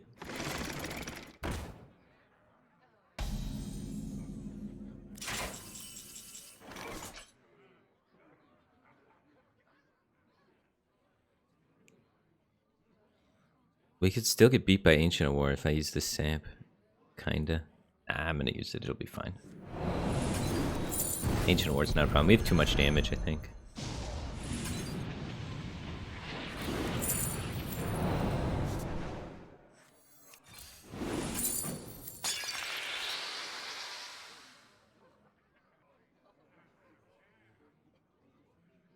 Yeah, I just want to draw. I don't even care if I don't hit a spell.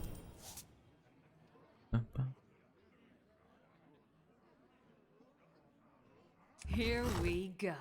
I think I will clear this, make my board a little bit more annoying.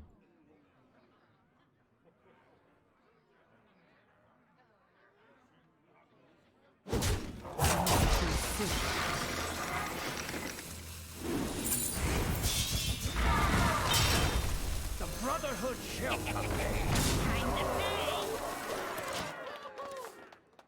Alright, I have 18 damage. He's at 18 life. His board is clear, and he's got some problems in front of him that he has to tackle.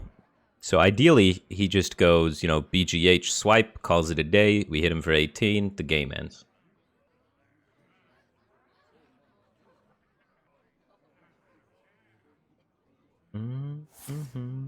No more niceties.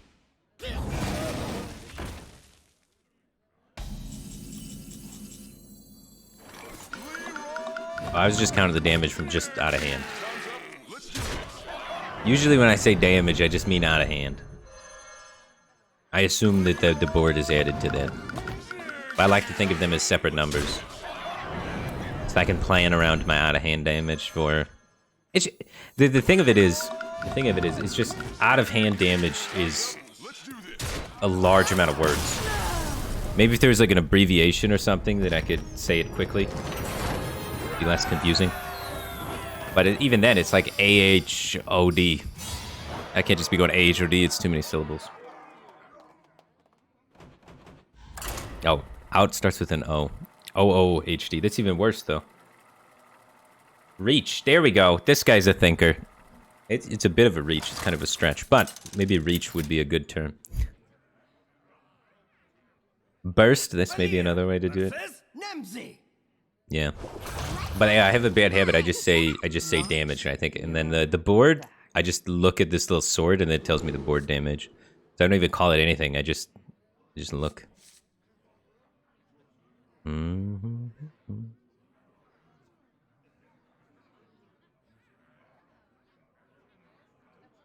want to keep this fan?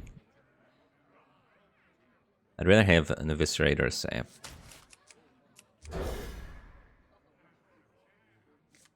Even a deadly is pretty good.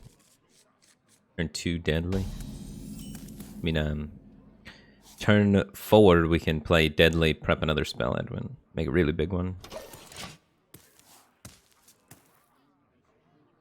I feel icky.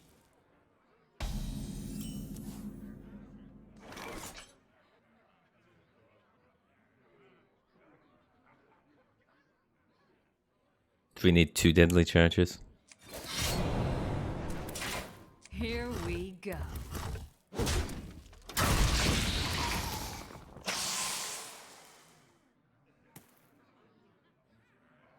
Sometimes you can use too much on the Edwin and then not have enough gas for this gadget. There might even be a world where we do gadget on turn 4 this game. I'm not gadget, Edwin. Sorry.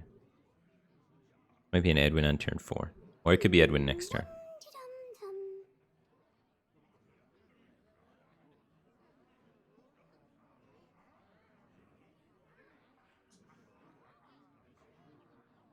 Blowback. I remember when that was an official Hearthstone tournament stat at one point, was the blowback damage. I don't remember. I think it was like the damage taken while trading with your weapon or something of that nature. It was odd, to say the least. Here we go. All right. He's gonna take his time. I'm gonna take my time. I'm not in a hurry. I win inevitably. So you're the one that needs to speed me up. Put this apple on your head. I'm not gonna stress. I feel icky.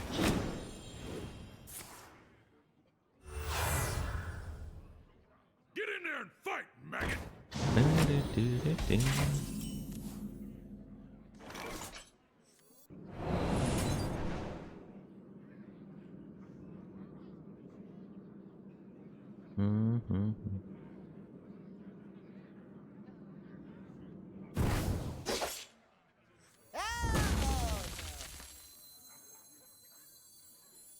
I have the Drake for more fuel. They play Owl sometimes, guys. They play Owl sometimes. I'm not even kidding. I'm not sampling a 1-drop. That's crazy, right? If I make a 6/6, it's so weak to Soulfire, though. I have to go bigger than 6/6. So if I have to go bigger than 6/6, it's either save Deadly or save Samp. I'm just going to go all in and then play the Drake. I think it's probably okay. An 8/8's big enough. An 8/8's big enough, guys. An 8/8's big enough. He has to double Soulfire an 8/8. So then I can save the Deadly to cycle with Gadget later, maybe. The Brotherhood shall appear. I'm just thinking about the Owl. I'm thinking about the Owl. We're doing it for the Owls. For the Owls, chat. Nobody does anything for the Owls.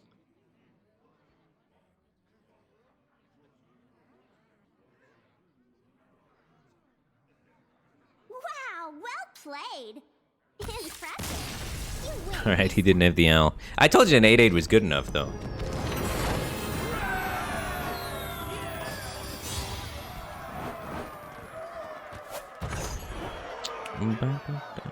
Why not Deadly and have a 6/6? Because then he would have a 2/1 in the board still, because I wouldn't have samped. So 2/1 plus 4 damage from Soulfire equals very dead Edwin. And then we're right back in the thick of it.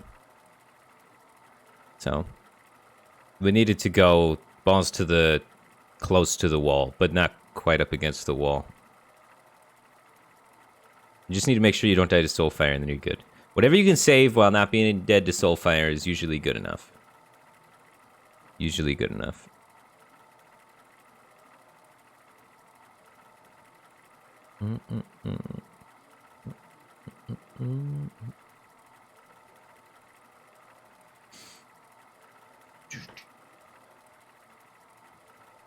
Our blowback stat was insane that game, yeah.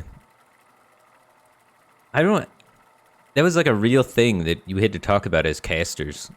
And they wanted us to talk about how that was important to the game, but I don't remember why. Like, it totally wasn't very important to the game. There's so many, like, stat trackers and data things that were all trying to come out for Hearthstone, and they're like, these are the things you gotta stress these stats. It's like, no, it's... I'm glad that you want to make something to do with stats, but... These ones don't matter.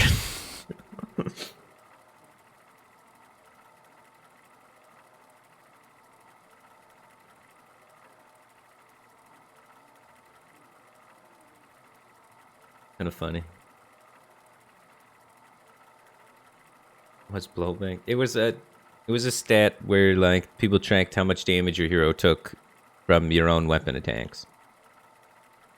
And it was like super pushed and emphasized for a couple of tournaments for some reason.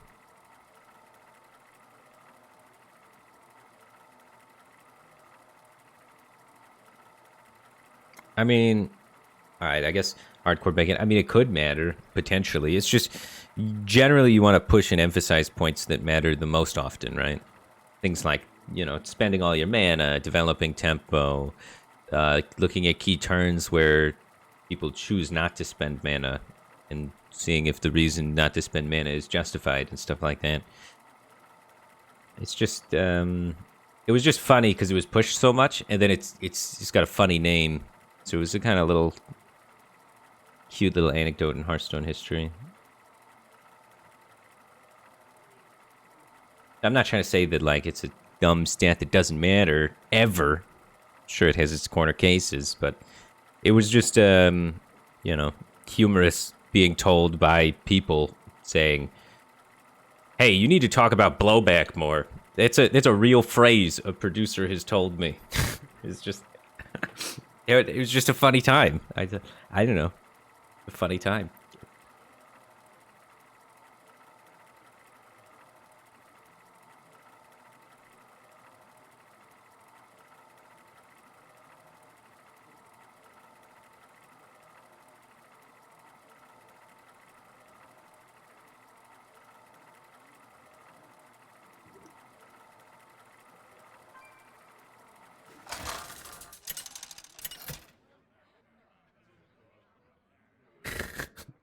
Alira versus Lunara.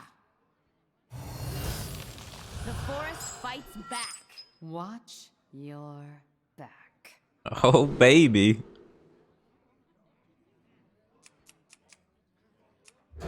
I'll keep the fan this time. Versus Druid, you just need anything that refills your hand while making the Edwin.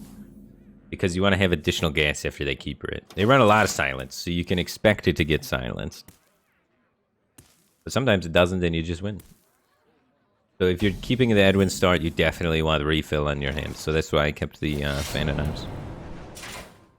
So this will hopefully slow him down a bit. But it might just kill him.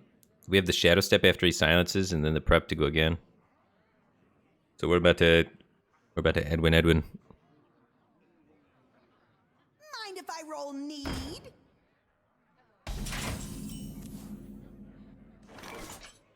We don't want to make it 4-4. We want to go bigger. 4-4 dies to swipe.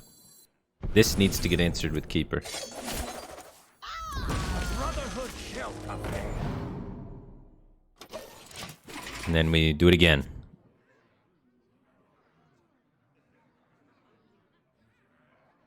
Come on, keeper me. Silence me. You won't. We hunger for vengeance.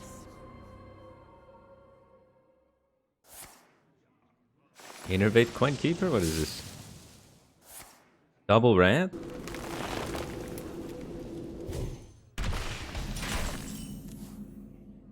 Huh. Lapdogs, all of you.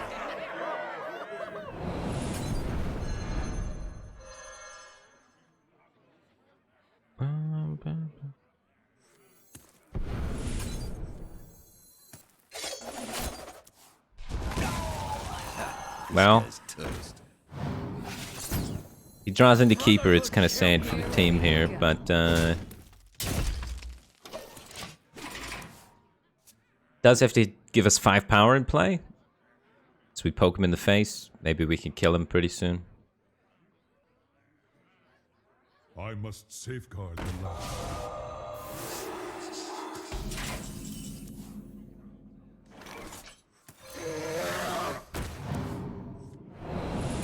Here we go. Lapdogs. We're just gonna try and finish him at the tempo. We're skipping Gadget this game. We got 16 damage. He's at 16 life. Gotta remove something. 16 on board plus out of hand.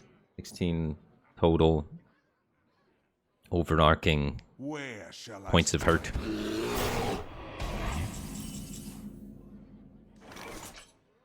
We're 1 damage off lethal. 1 damage off of lethal. He's right. We got 9 on board. We'd play the Leroy. It brings us up to 15. And we can get another 4 on that. 10, 13. More than 1 damage off lethal. Many damage points off lethal. My eyes are open.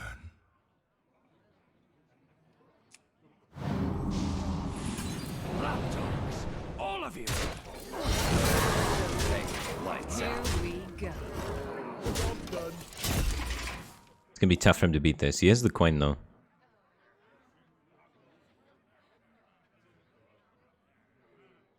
Aggro Rogue beats Miracle, but miserable versus Zoo.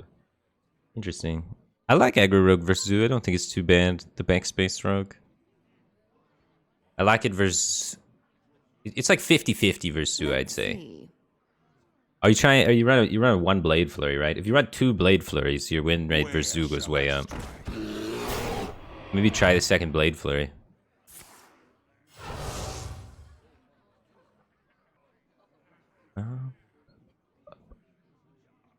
But yeah, a lot of times you can't play Backstab in Aggro Rogue if you want to keep your win rate high versus the other matchups.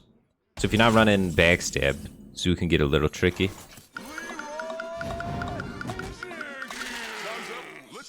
Can't win them all. But yeah, 2 flurries and then mulligan for Deadly Poison pretty aggressively. Because Deadly SI shuts down the Zoo early game, and then you can usually get some chip damage with that tempo and then close it, not too bad. As long as they don't hit an Argus. There's always that one moment where if they slam an Argus, you're like, I guess I lose. You know? So that always happens. It's pretty close to 50-50, but I wouldn't say it's bad. Yeah, I'd add Second Flurry before I add Backstabs. Because Second Flurry is just also kind of good in some other matchups. Especially like Miracle Rogues. It's good versus the other ones.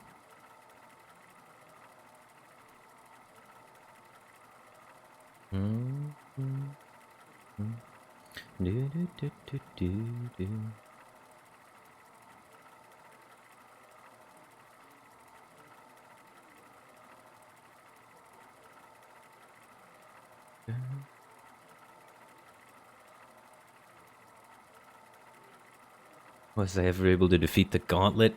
The Battlegrounds Gauntlet? No, I never was able to do it. I don't know. I haven't played Battlegrounds since the latest expansion.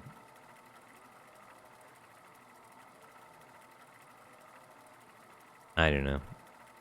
It's alright. It's a fun game to just kind of play occasionally. I don't like chain queuing a bunch of Battlegrounds games, though. And trying to, like, win every single time really hard. Just feels like, for me, it's not a good format for focusing on trying to win. I don't know. It's not, it doesn't click for me as naturally or something, but just wasn't for me. I've been liking TFT, though. That's how I get my Auto Battler fix. Because Auto Battler is one of the genres I really like. But the new set 5 for TFT came out. I played all the way to Masters on that. I want to try and get Challenger this season. Finally feel like I'm starting to get more comfortable with, like, how the unit AI works for positioning and stuff. So it's more than just making comps now. Now it's making comps and positioning them correctly sometimes. I feel that growth, and that feels good.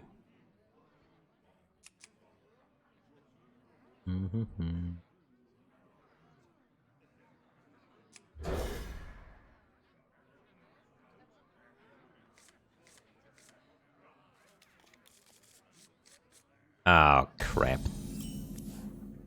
Who made this deck? This deck is terrible. Where's my early game? I full toss for early game and I get more late game. This is it. This is not good. Oh, jeez. And he's curving out.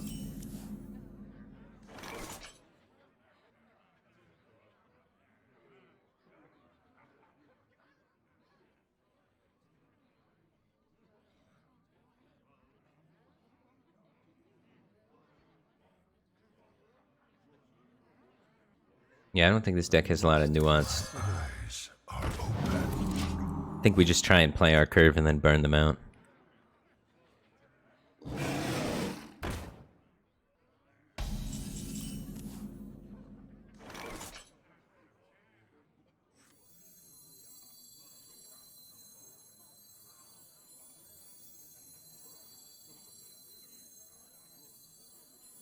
Embrace the world.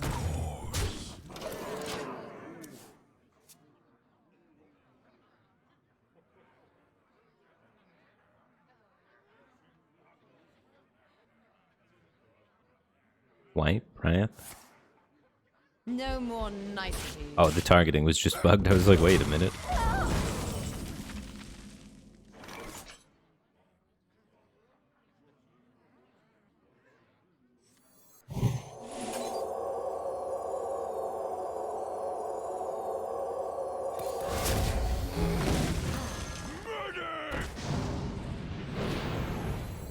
Is someone injured?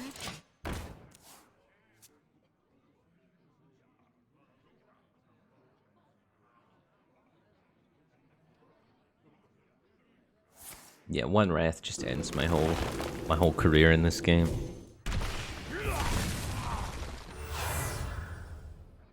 Where shall I strike? The plays, though, look at this.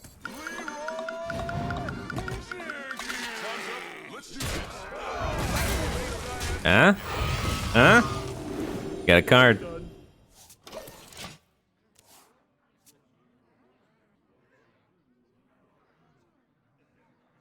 Insane.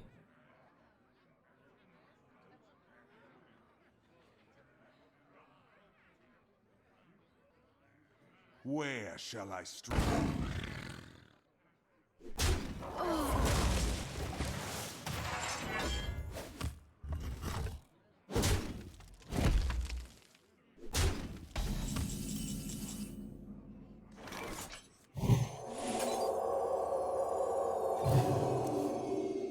All right.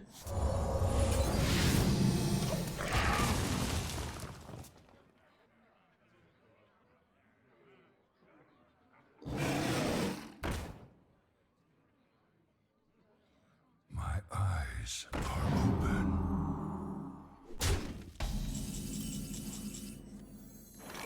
All right, hit that Yeti. Save me, Ragnaros. Not too bad. 23. Oh my god, he's got the diamond drag. It never misses. Pay to win. Wait, he's got BGH also? Okay, it's just a Harvest Golem. Alright, we're dodging.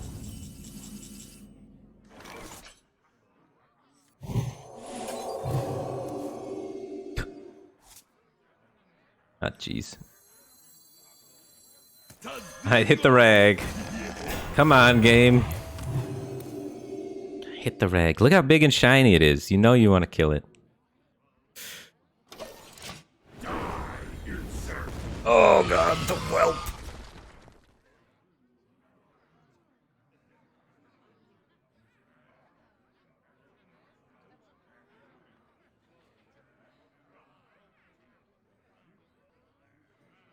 Peace. Just subscribed for 23 months. Well, welcome back to the Batcave team thing, man. Glad to have you here.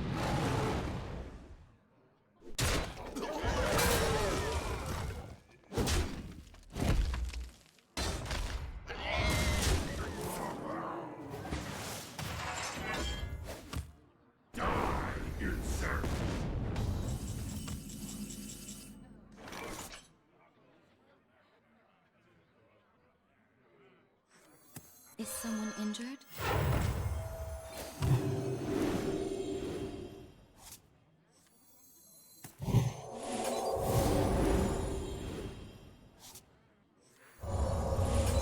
Holding on for life. Alright, you've had 2 shots. You've had plenty of time to warm up. Now it's time to really put your game face on and focus, Rag.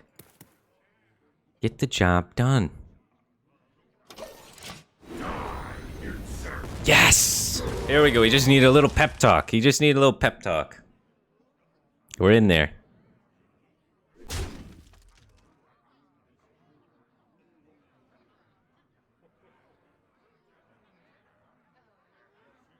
I must safeguard the land. No, my card draw engine. Ezra Drake? Oh, jeez. I might need the spell damage on these Mind Blasts. That's a sentence a lot of people don't get to say.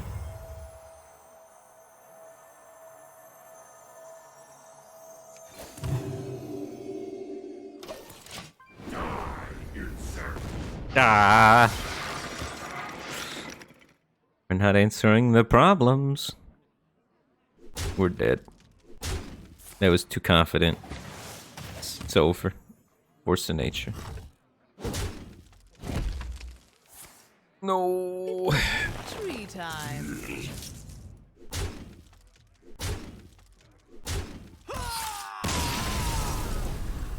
So close.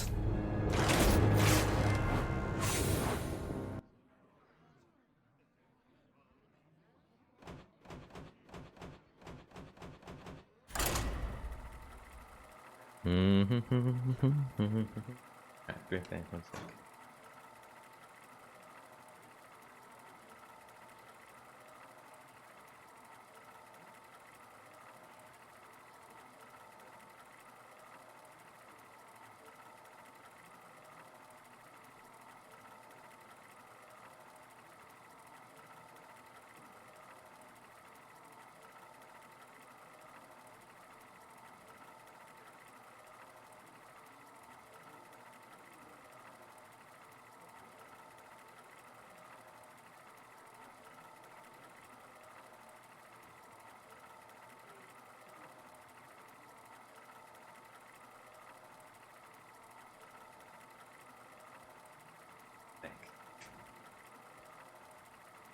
Used a nose hair trimmer for the first time like 2 or 3 days ago.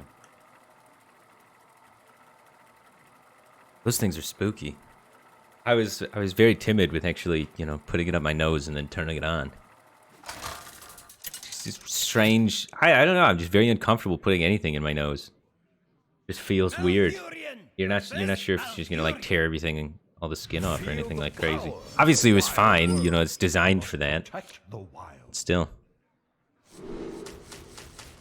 it's something I've never done in my entire life. Kind of weird.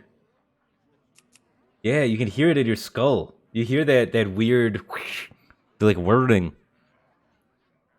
Kind of crazy.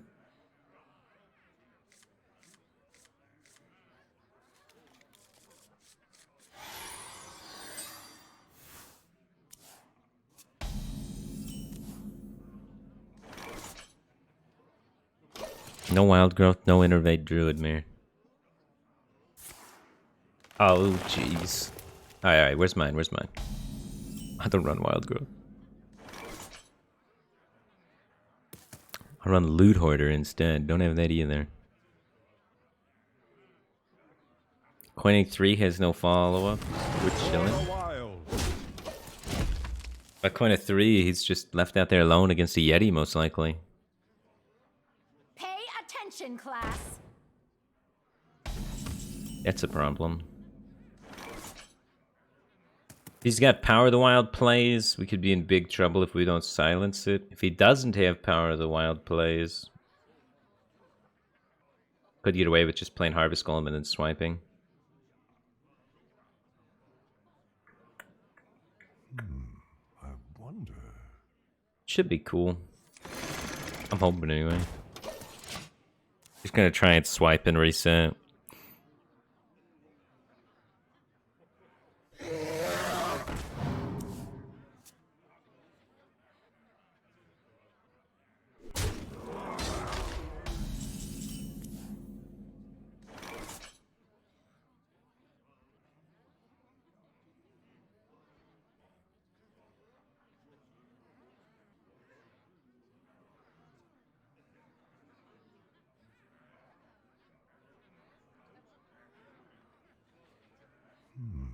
I wonder. We need to get like a spell power swipe reset to come back in this game, don't we? I'm playing towards an innervate off the top. Just killing the Drake. I must safeguard the land. If I use the swipe now, we can't really come back, I don't think. Hopefully we keep dodging this Power of the Wild too. Swipe Power of the Wild's a blowout.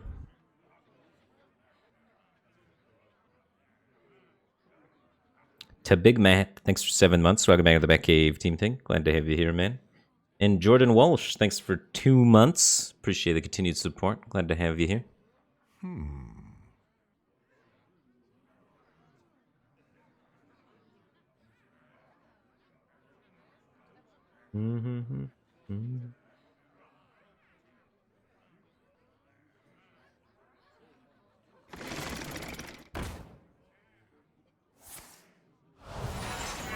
Oh my gosh, we keep getting away with it. Keep dodging the wrath of the teacher. Okay. We're gonna have the spell damage swipe if we want to take it. So we can really start playing towards it now that we know that it 100% exists. Before we just kind of suspected it would exist. Now we know it's gonna exist.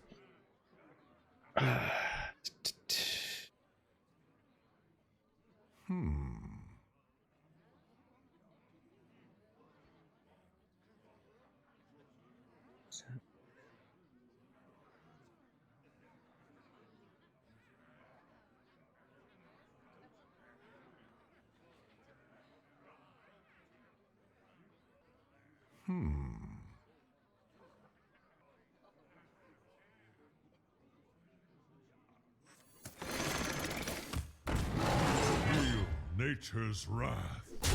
For the wild. I'm waiting for no one.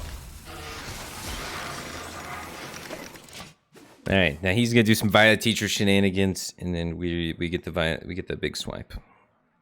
We swipe the game from his hands.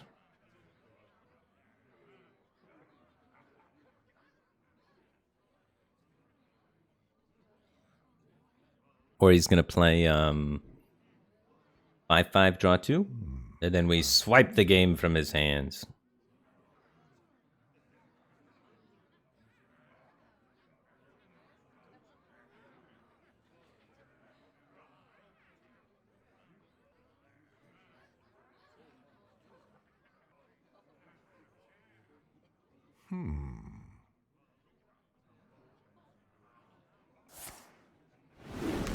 I'm ready to learn. I'm ready to learn. Or we die.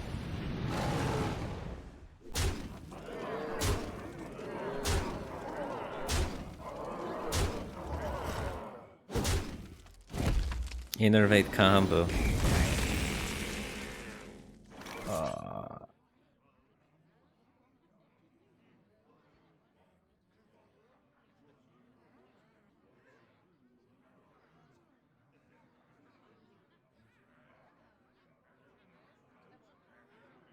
Alright, we're gonna take a slight detour, heal ourselves, and then next turn try and swipe the game away.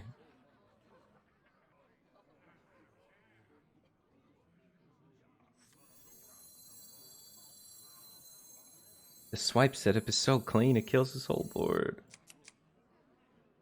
But the problem is we're gonna die. I wonder.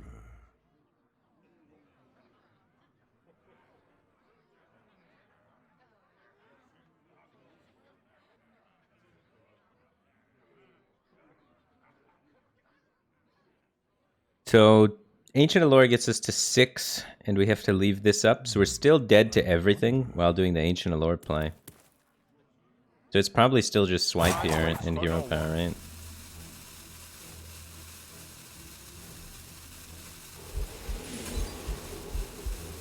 Dead to the same things.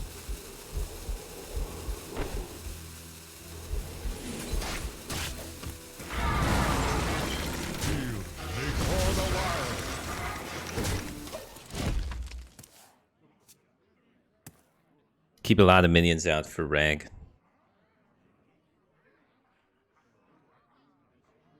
Where shall I strike? Yeah, even with lore heal, that kills us off the top. Oh. The wild growth development into innervate combo is a tough one. But man, if he didn't combo me there, if we had the time for it, we were about to swipe that game away.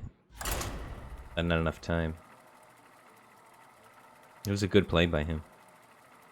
AdamX is 17, thanks for 40 months. Appreciate the support, glad to have you here. But it's not something we can play around, right? You're not going to play around a 3-card combo on turn 7.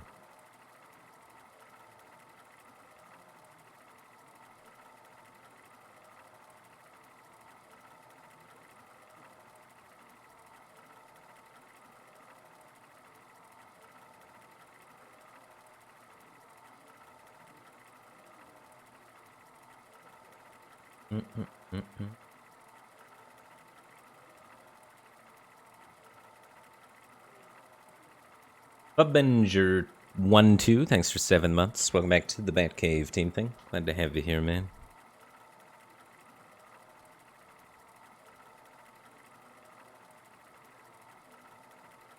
Cutting Ancient Allure for Farseer. You're crazy. More for the card draw most of the time.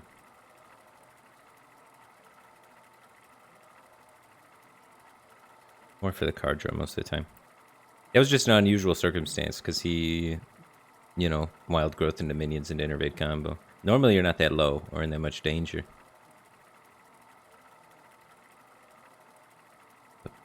The name Firebat from StarCraft or Diablo. The name Firebat is from StarCraft. Garrosh versus Thrall. For Doomhammer. Victory! There's a unit in StarCraft that really likes to tell you all about propane. And that's what I'm named after.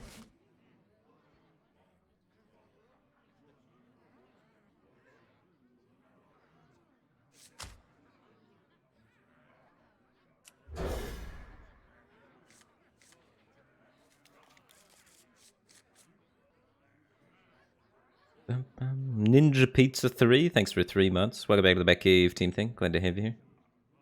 And kill in StarCraft? Yeah, basically.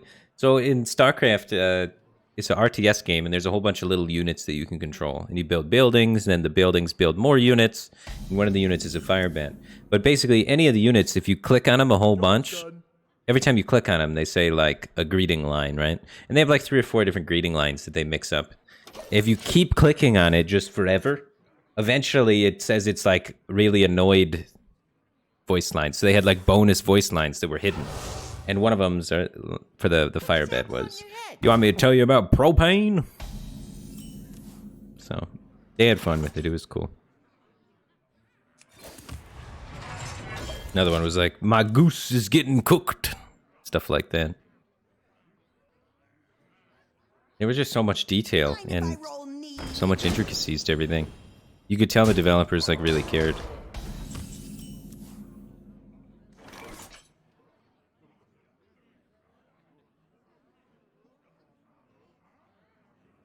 Why is there a knife juggler?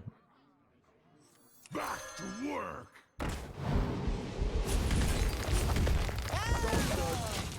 Execute's not super high value against Shaman usually. The knife juggler kind of threw me off guard though.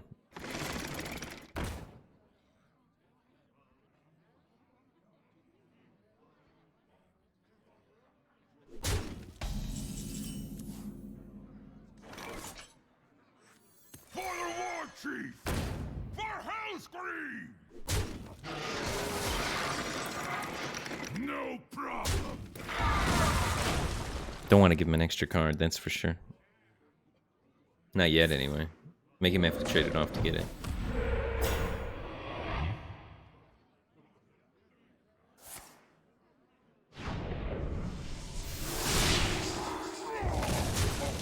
I used to know all the Warcraft 3 voice lines. I don't know them all anymore.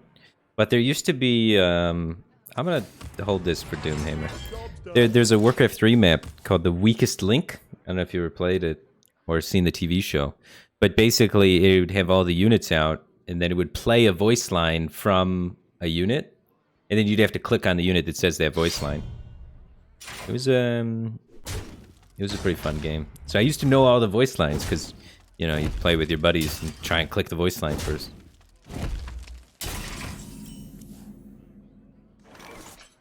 That belongs in a museum. Incredible.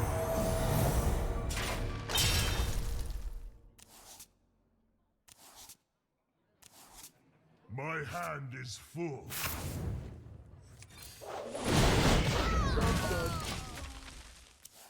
Bum, bum, bum, bum, bum. Hopefully we can just kill him with the amount of tempo we're going to generate from all the cards that we've got.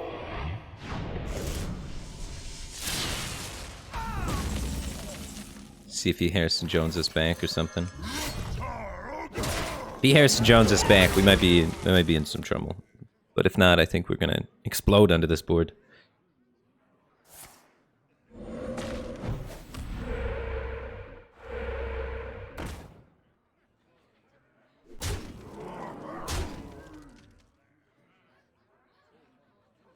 So since we're planning on our game plan here is to snowball resources, right? We're going to be slamming things on the table. We don't care if he's hexing. We don't care if they're trading inefficiently. We just care that that they're trading with something. Because right now, if we were playing chess, we're like 10 pieces and he's got 4 pieces. You know, so you just trade it down, try and break even if you can. So we want to use our pieces very efficiently. For all right. Basically, what I'm trying to say is I want to brawl. And I want to brawl because after this, I'm going to be slamming shit on the table and throwing out tempo. So it's going to be a lot harder to brawl in the future. So that's why I want to brawl now. I was doing a terrible job of explaining it, but that's the gist of it. Normally, you want to get a lot higher value brawl in this matchup, but... And like, normally, I wouldn't play this BGH like this. Normally, I'd want to like actually do something with it. But I don't care about doing anything with it because he's got 4 cards. So it just needs to do anything. It, you know. Whoa.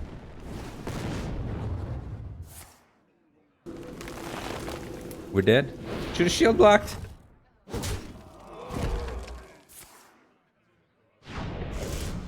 Oh my god.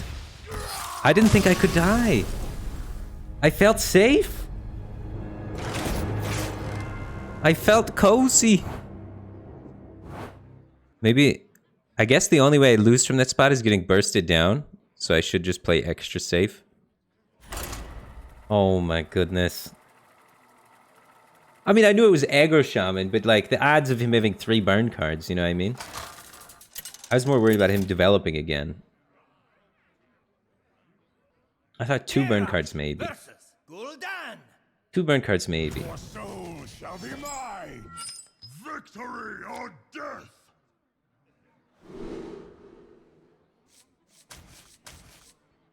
Yeah,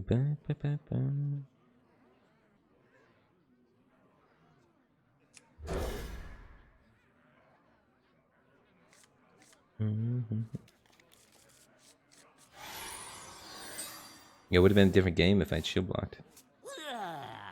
Would have been harder for me to develop on the board, but I wouldn't have died that turn. If he's had 2 minions, it could have still been a game. The old Coin War Axe. People hated Coin War Axe so much. It was crazy. I ran a tournament once, and the public got to vote on what card they'd want to ban. Did not be allowed in the tournament. The #1 voted card was Fiery War Axe. #1. They just didn't like this happening. It was too oppressive. They called it the Win Axe. Soulfire? The good Soulfire, very smart. Loses Leroy. It's not gonna have as much damage going forward, but... Pain speak to me. I can't imagine he's sad about pitching the Leroy. That's a pretty good pitch here. Get in there and fight, maggot.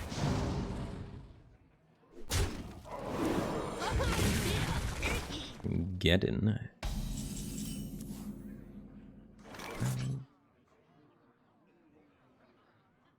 I don't have any armor anyway.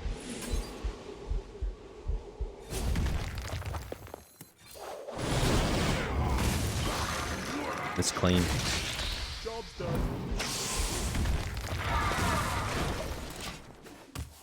It's the only big punish is like turn 5 Doomguard. It's not really a punish because I didn't have an answer for it anyway. The light protects me. The light protects me. Do you need a blessing?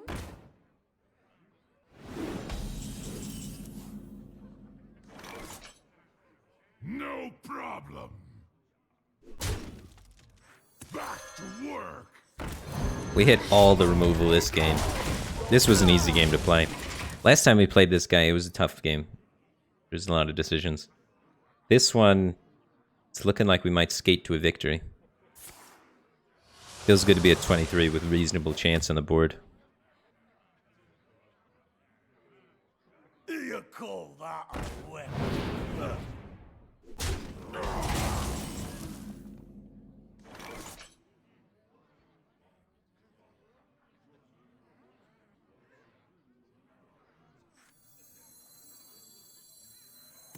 None.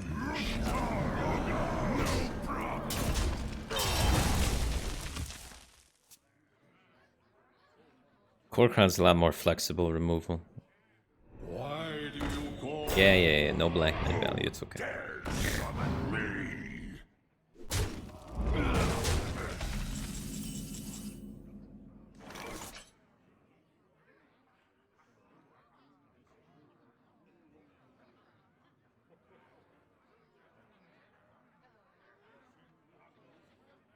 I kind of want to just slam the Geddon.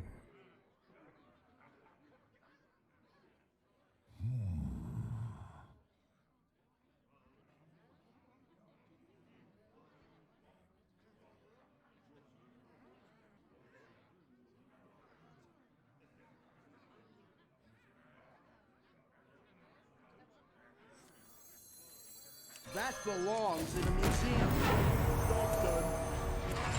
Both kind of can get killed by Soulfire because the Voidwalker lives. But Soulfire is so bad for me here if he has it.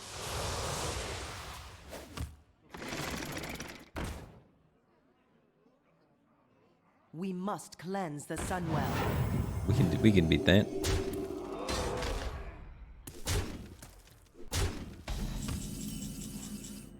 Oh, we can definitely do that. That's a good one.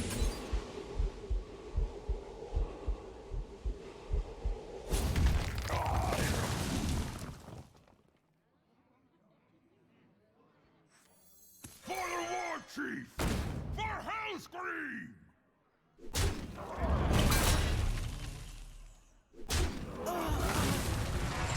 Job done.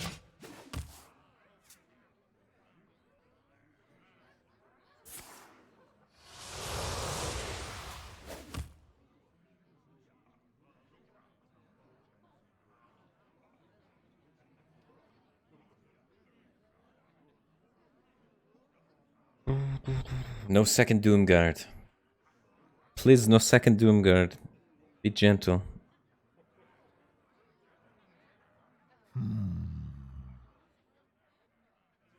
Yeah, I didn't hate the Geddon YOLO either. Geddon YOLO was the other option, and it was pretty reasonable. I think this is slightly better, that's why I went for it. I think I have, as long as he doesn't get second Doomguard, he basically has to play into Geddon more. With most of his draws, with Dark Iron already being drawn. Things contesting Argus buff, stuff like that, you know?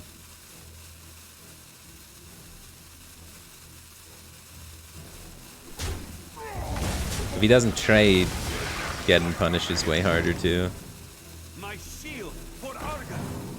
Trade plays around Geddon a little bit better, but still just very powerful.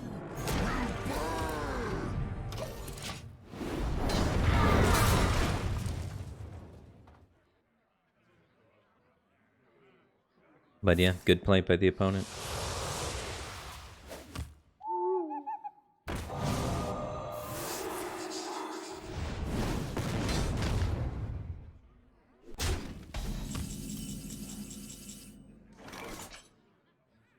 If he taps, I have 11. One Argus gone.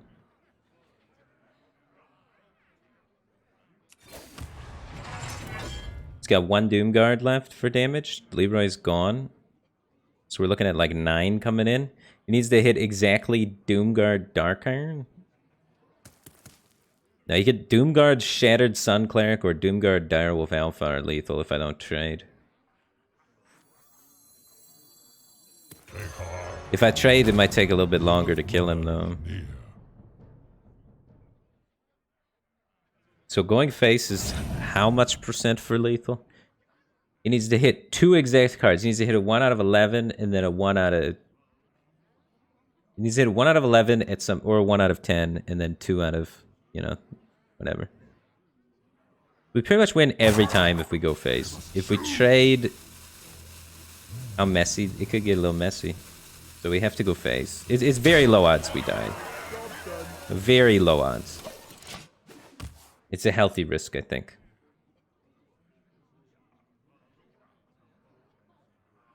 So now he has to kill my Geddon. So we effectively gain 5 health because this Geddon needs to die. And if he taps, then this needs to die. And he can't possibly kill both. So if he taps, his only out is taunts are lethal. And he's only got 1 taunter.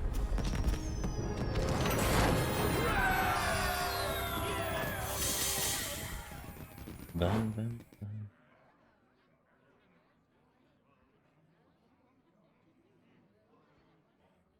Bum, bum.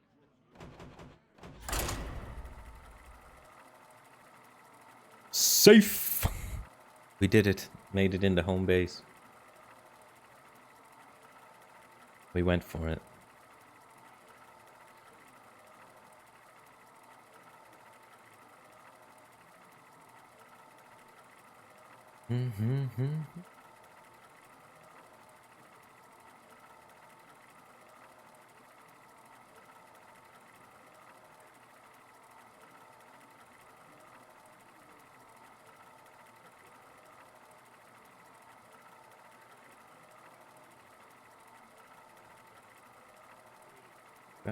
Direwolf's also lethal? Yeah, Direwolf was lethal with the Doomguard. I was counting that in. I was counting Shattered Sun Cleric and Direwolf, but there's only 1 of each left. And I wasn't playing around PO because a lot of people don't play PO. But maybe I should have considered PO in my calculations as well. Because he was playing Leroy. Those are kind of... those guys fly together.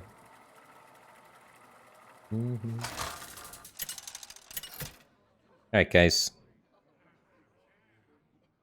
Valera versus I think the chat's getting a little too heated on this issue. It's supposed to be just kind of like fun hanging out. Your back. We got people writing multiple paragraphs. Maybe if you guys want to take this and continue your conversation in a private setting. But when you're throwing giant paragraphs at people, it's like too much, you know? Like take it to Reddit, take it to, you know, somewhere where you can do that. It's just not the place for it. I didn't even read it, so I'm sorry if, like, you know, it's not even about what the content specifically is. It's just more just not the place for it in general, you know. Yeah, I'm streaming. Wait, Pippin? He took his pill really well today. My cat's on Prozac. It makes him much happier.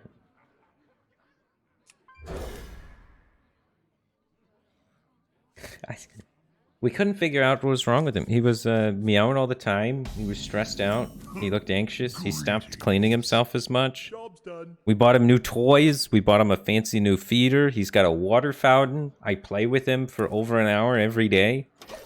He was just... nothing was working. We took him to the doctor, and they said he needed Prozac. Apparently, he's suffering from depression and anxiety disorders. We hunger for vengeance.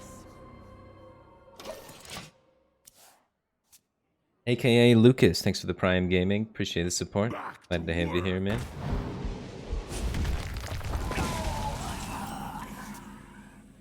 But it was a last resort. I really didn't want to do it. I was hoping that, you know, we could just fix the problems he was having naturally through just, you know, love and caring. But it didn't end up working.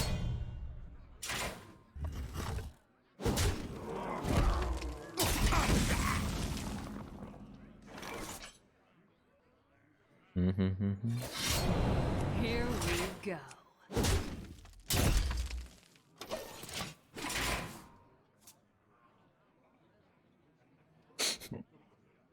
Tazdingo! Yes! I do like the ducks.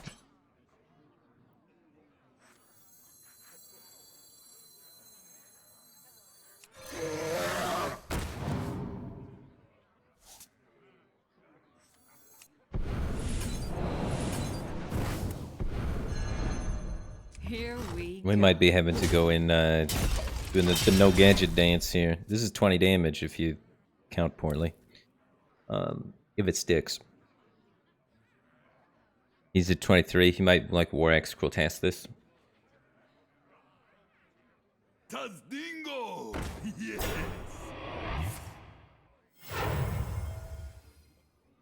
Armor made to fit. Oof.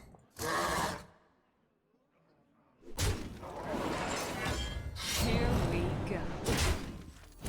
Eyes are Ugh. He's gaining so much armor. Where's my gadget? That belongs in a museum. I'm a millionaire if I count poorly. I tell myself that every day.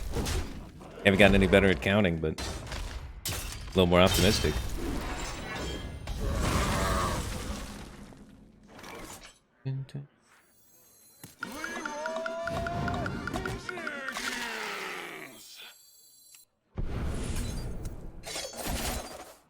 Oh no!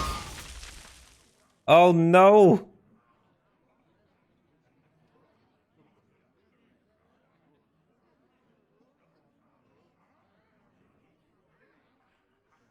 Well, I mean, I'm committed. We're doing it. Let's do this. We'll find another conceal. We'll find another conceal. There's another conceal on the top of it. There's one in the deck for sure. It's nearby.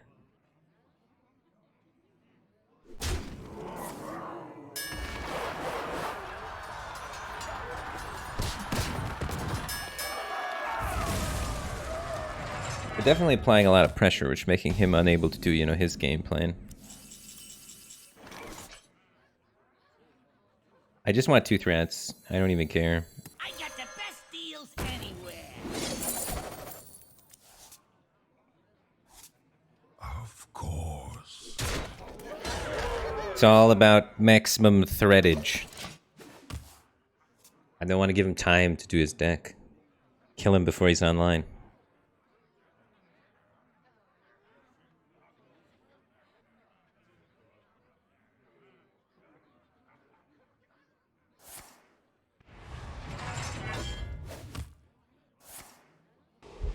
Whirlwind execute.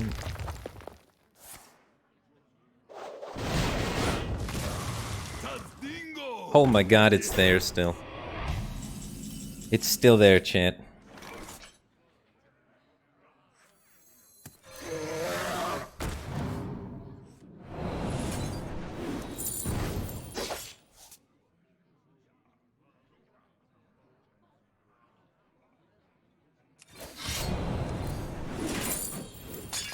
Here we go. Time to pay.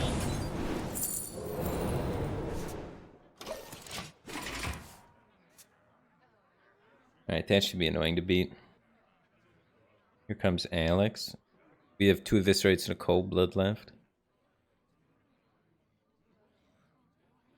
Time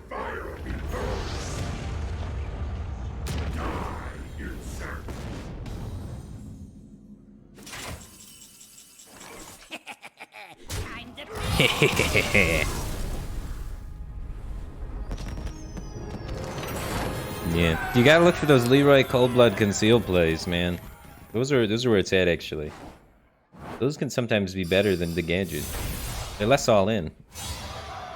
It's weird to call them less all in, but I mean, you get like payoff, and then the conceal is threatening to give additional payoff. Whereas like gadget conceal, sometimes you do it too early in that matchup, and then you don't get the immediate payoff with it, and then they kill it. Wasn't this a really hard matchup for Miracle? Nah. I wonder what the data says now. We have data now, so we can actually speak with more confidence. I don't know how much confidence, because sample size is a little... Yeah. But let's see. This is classic data. The sample size is pretty underwhelming. But that's a Control Warrior deck. There's not even a matchups tab. There's usually a matchups tab here that'll tell you. I guess there's not enough sample size for any of the matchups. Well, I guess it kind of has this going on. It says 55%. That says good. See, I tell you what, that's kind of weird, though. I feel favored as the Warrior and as the Rogue. I feel like I'm 60-40 if I'm playing Warrior versus Rogue, and I feel like I'm 60-40 if I'm Rogue versus Warrior. So what does that mean? I don't know. I feel like that both decks have ways that they could play towards winning. And little text will change things a bit, too. A little more value in the Rogue to play like the slower game could be quite good.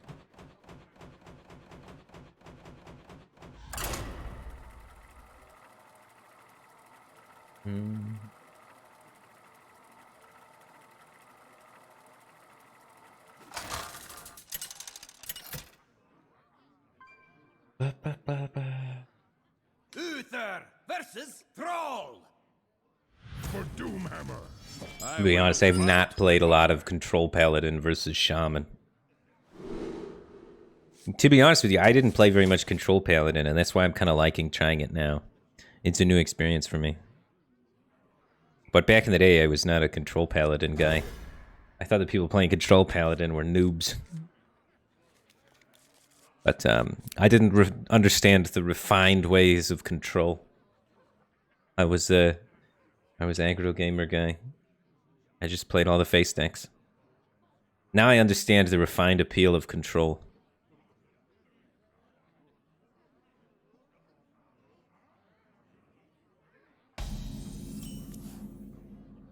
Okay, I see a priest deck named J Alex. Yeah, J Alex gave me a priest deck.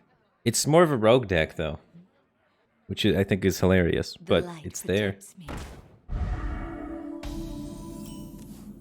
It's kind of funny. Reporting for duty. Reporting for duty.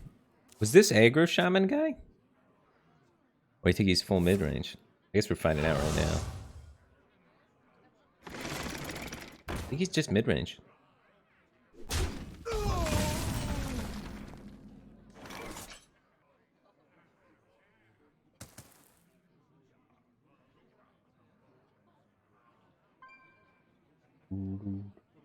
Do Aldor or do not Aldor?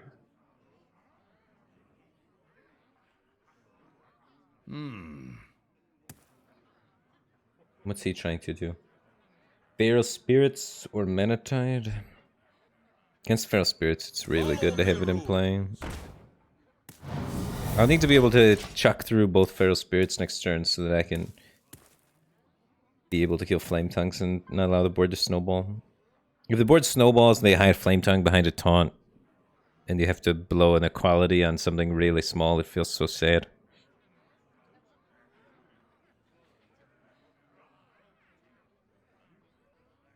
Now he's doing like what? Lightning Bolt Totem?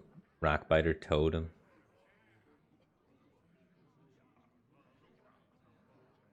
Should be good for us. What do I think the best deck to climb to Diamond? In Standard? I don't know. Paladin or Rush Warrior?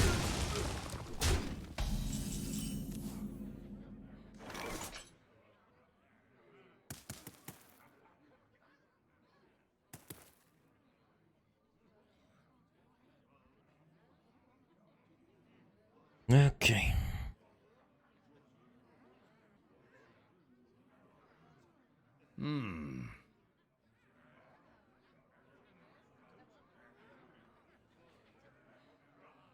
True Silver Swings are hard to utilize right now.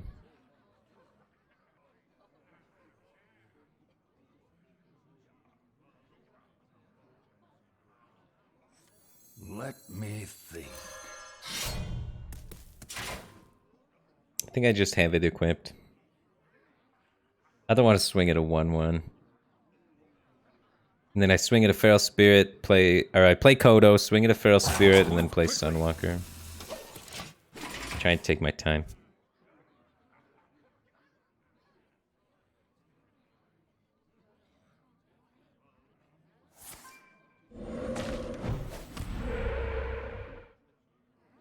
God dang. He is hitting that hero power button. He's ready for it. We're going for the long matchup.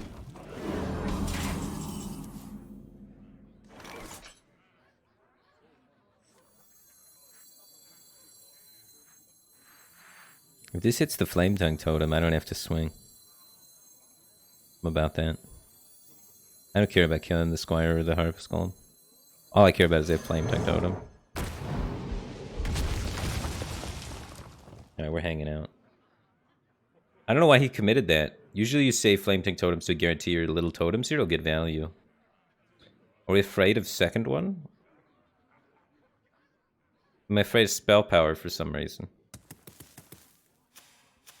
Am I afraid of spell power? Bolt's doing 4. 4 plus 1 is 5. This is the same thing, it's just smacking the 1/1, isn't it?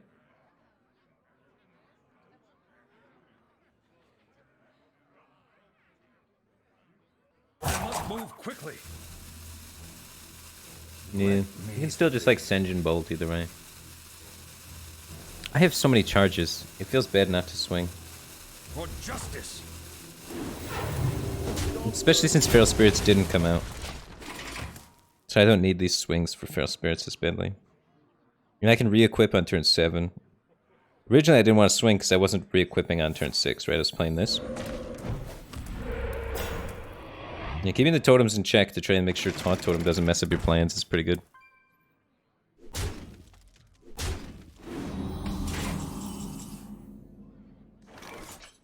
Truth is my shield. Here comes Hex. Next turn I want to re-equip anyway, so I could swing, but God, I hate swinging at these. We gotta wait around for a board clear. Eventually Pyro cleans this, yeah? Eventually Pyro clears this. We can't protect the bubble, so I don't think the swing's worth it enough. I just need like a Humility or a Holy Light or Consecrate. Les Squints, thanks for 35 months. Appreciate the support. Glad to have you here, man. What up, Lay Light Side? Glad to have you here, man. Lay Light Side. Makes me think of the moon. Light and dark sides of the moon. What to do? You guys see that article about the like mushrooms that they found on Mars? Was that debunked? I read that and I was like, that seems kind of shady. There is little time. Yeah, I got debunked. I knew that was gonna get, the moment I read it, I was like, I saw that on like Discovery though, so I was like, maybe there's some weight to this, but it seemed like it was gonna get debunked instantly. I was like, Discovery's printing this, wow.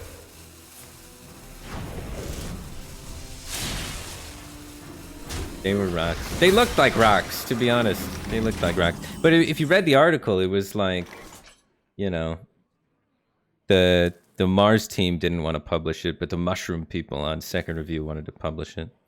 I don't know, I guess the Mushroom Weekly or whatever, trying to get more traffic. I have the Holy Light for the Pyro. I don't have the up on the other Harvest Golem yet. They're well-timed Feral Spirits. He held him too. Smart guy.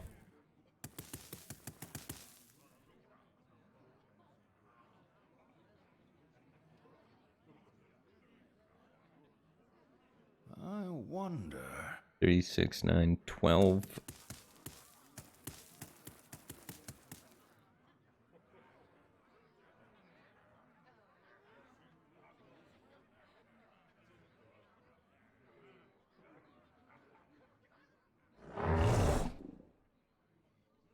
I think it's Harrison Jones. Justice! I must move quickly.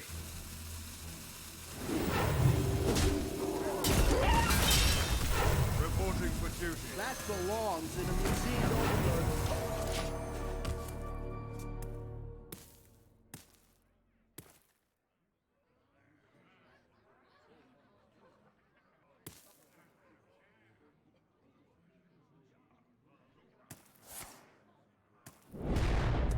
Oh wow.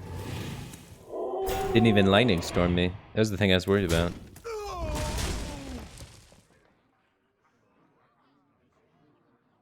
That's some ridiculous Holy Light value. Okay. It's still good Holy Light value.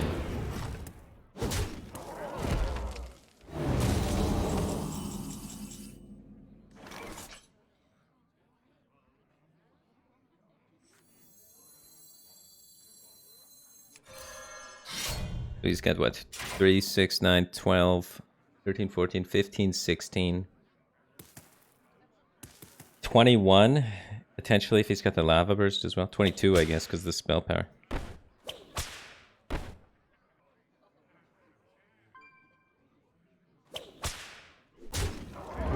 Justice!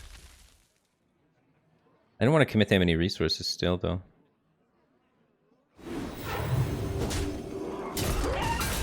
Follow the rules. Might die to exactly Bloodlust plus a Lava Burst or Lightning Bolt. But he's down 2 Rock Biters. He needs 1 Lightning Bolt. I must move quickly. I'm risking it for the biscuits.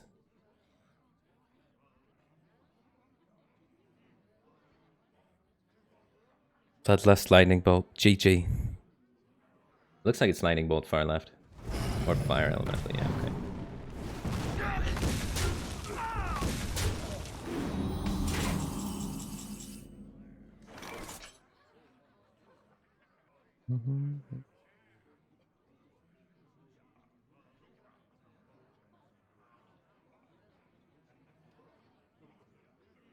He's done. He hasn't used any Earth Shocks. He can Earth Shock back his guy. I wonder. We want to kill it.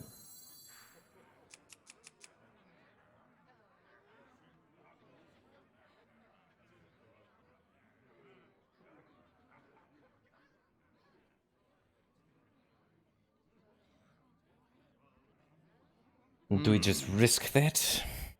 If he Earthshocks his guy, he can't Earthshock my Sunwalker.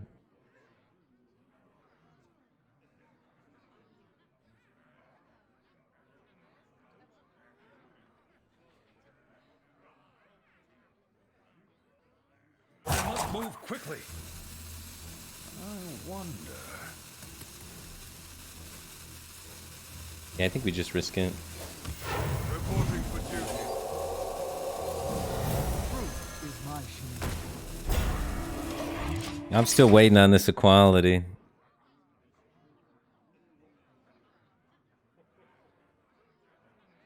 Patience, patience, patience.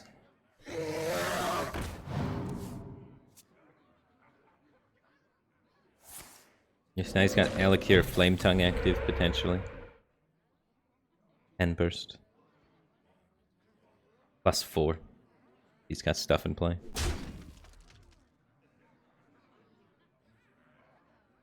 Mind if I roll need?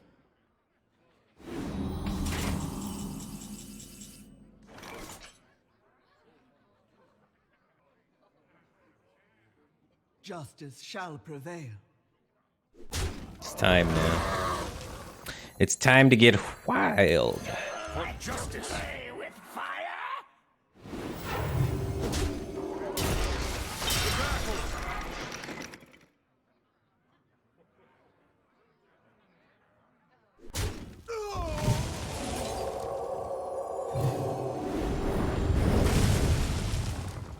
Well played. Reporting for duty. No storms played.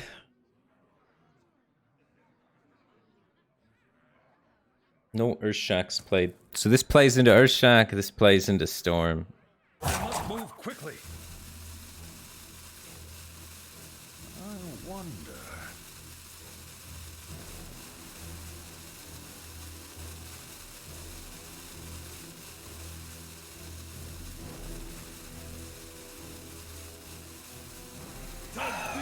He's got 5 health. Storm only does 3 to 4 right now. He needs like second Drake Storm.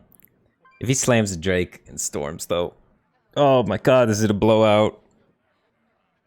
No second Drake into Storm. Put this apple on your head. Knife Juggler, okay. That means no Storm, right? Oh my god, he's a sniper. Hold the phone.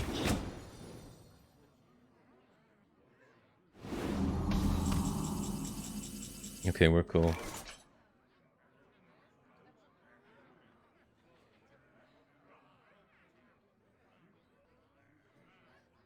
Knife Juggler's gotta die.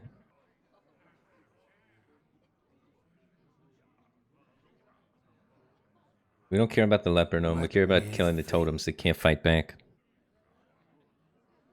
It sounds bad, it sounds like we're picking on the little guy. Sometimes you gotta pick on the little guy. My shield for Argus. The battle.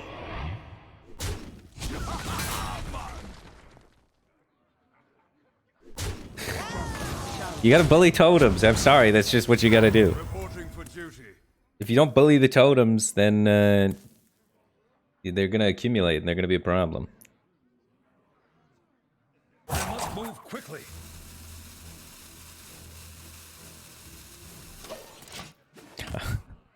He's got an Earthshock. This guy's got an Earthshock.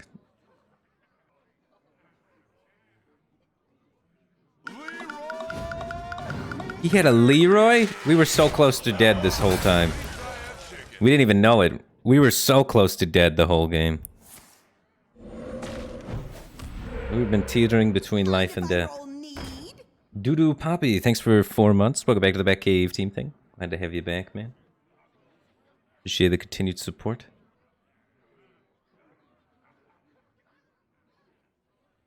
Guarantee you, this last card, Earthshock. Boom! Mile away. All of this for one card draw. Hell yeah. Nerd.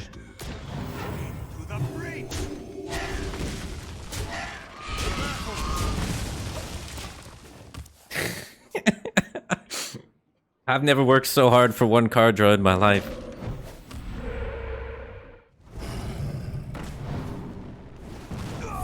No! No! Why? Cruel world!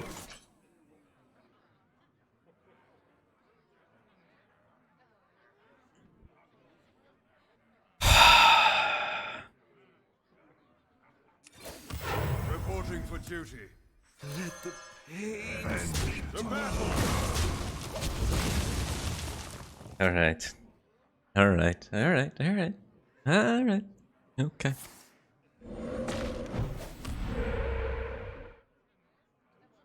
We're good though. We're ahead against Shaman in a top deck war. We big chillin'. The dudes! They are reporting for duty.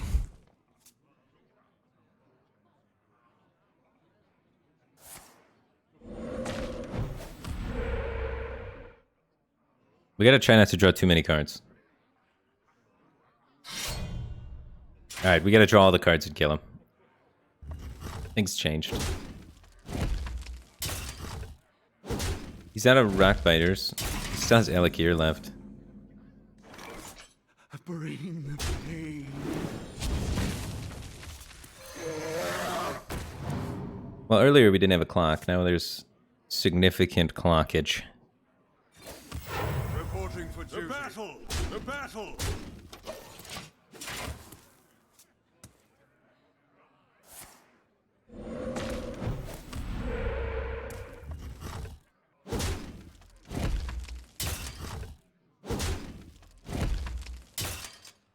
Elekir Flame Tongue's lethal. Alright, well, he doesn't have Elekir in his hand. The Doom Hammer is lethal if we don't get a healing or a taunt.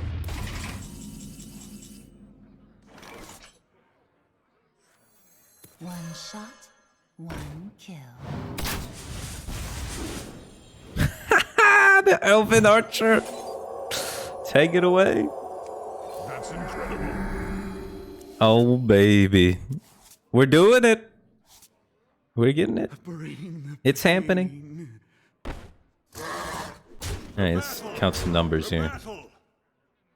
If we go all face, do we set up lethal? We got 4, 5, 6, 7, 8, 9 damage. He gets max burst he could possibly pull off the top is 6. So 6 plus 10 never kills us. So, wait, what did I say? 7, 8, 9, 10, 11, 12. We have 12 damage. And we can youthful this for 13. So if we go all face and he doesn't remove the Elven Archer, we set up lethal. Genius. With Consecration, Youthful Brewmaster on the Elven Archer.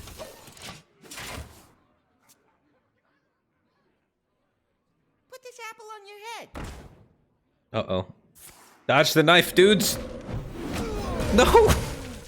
Our lethal has been stopped. We can get the second brew. The second brew is lethal. Oh my god, the double brew finish. Can you believe this? I'll give it a shot.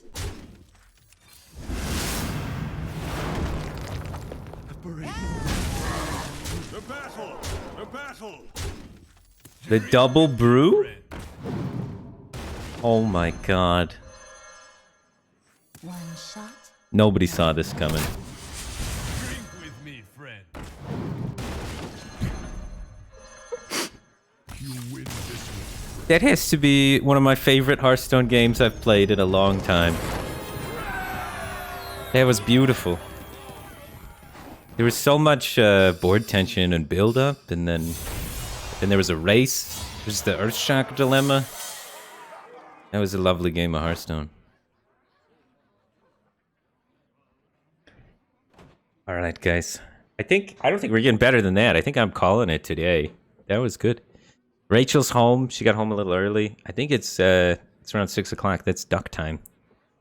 I gotta go. I gotta go walk to the pond and feed the ducks. They got lots of babies now. They need their food. Anyway, thanks guys for watching. Hopefully I see you guys next time I stream. I don't have a very good schedule. I don't keep it very well, but I'll probably be streaming a lot more in the future, or at least trying to. I might be streaming some TFT. You might see me playing that. I've spent the last week playing 8 to 10 hours of TFT a day, trying to get good at that. So good enough to be able to play it while talking to you guys. Because right now, I can play it pretty well. It's just I can't read chat and play it at the same time. So it's going to take a little time. We might see some of that in the future, and definitely see some more Hearthstone in the future, because I need to make content for the YouTube channel. YouTube channel is probably going to stay mainly Hearthstone. So look forward to more Hearthstone, and maybe sprinklings of some other stuff later. Anyway, thanks again, guys. I hope you have a good rest of your day. Take care.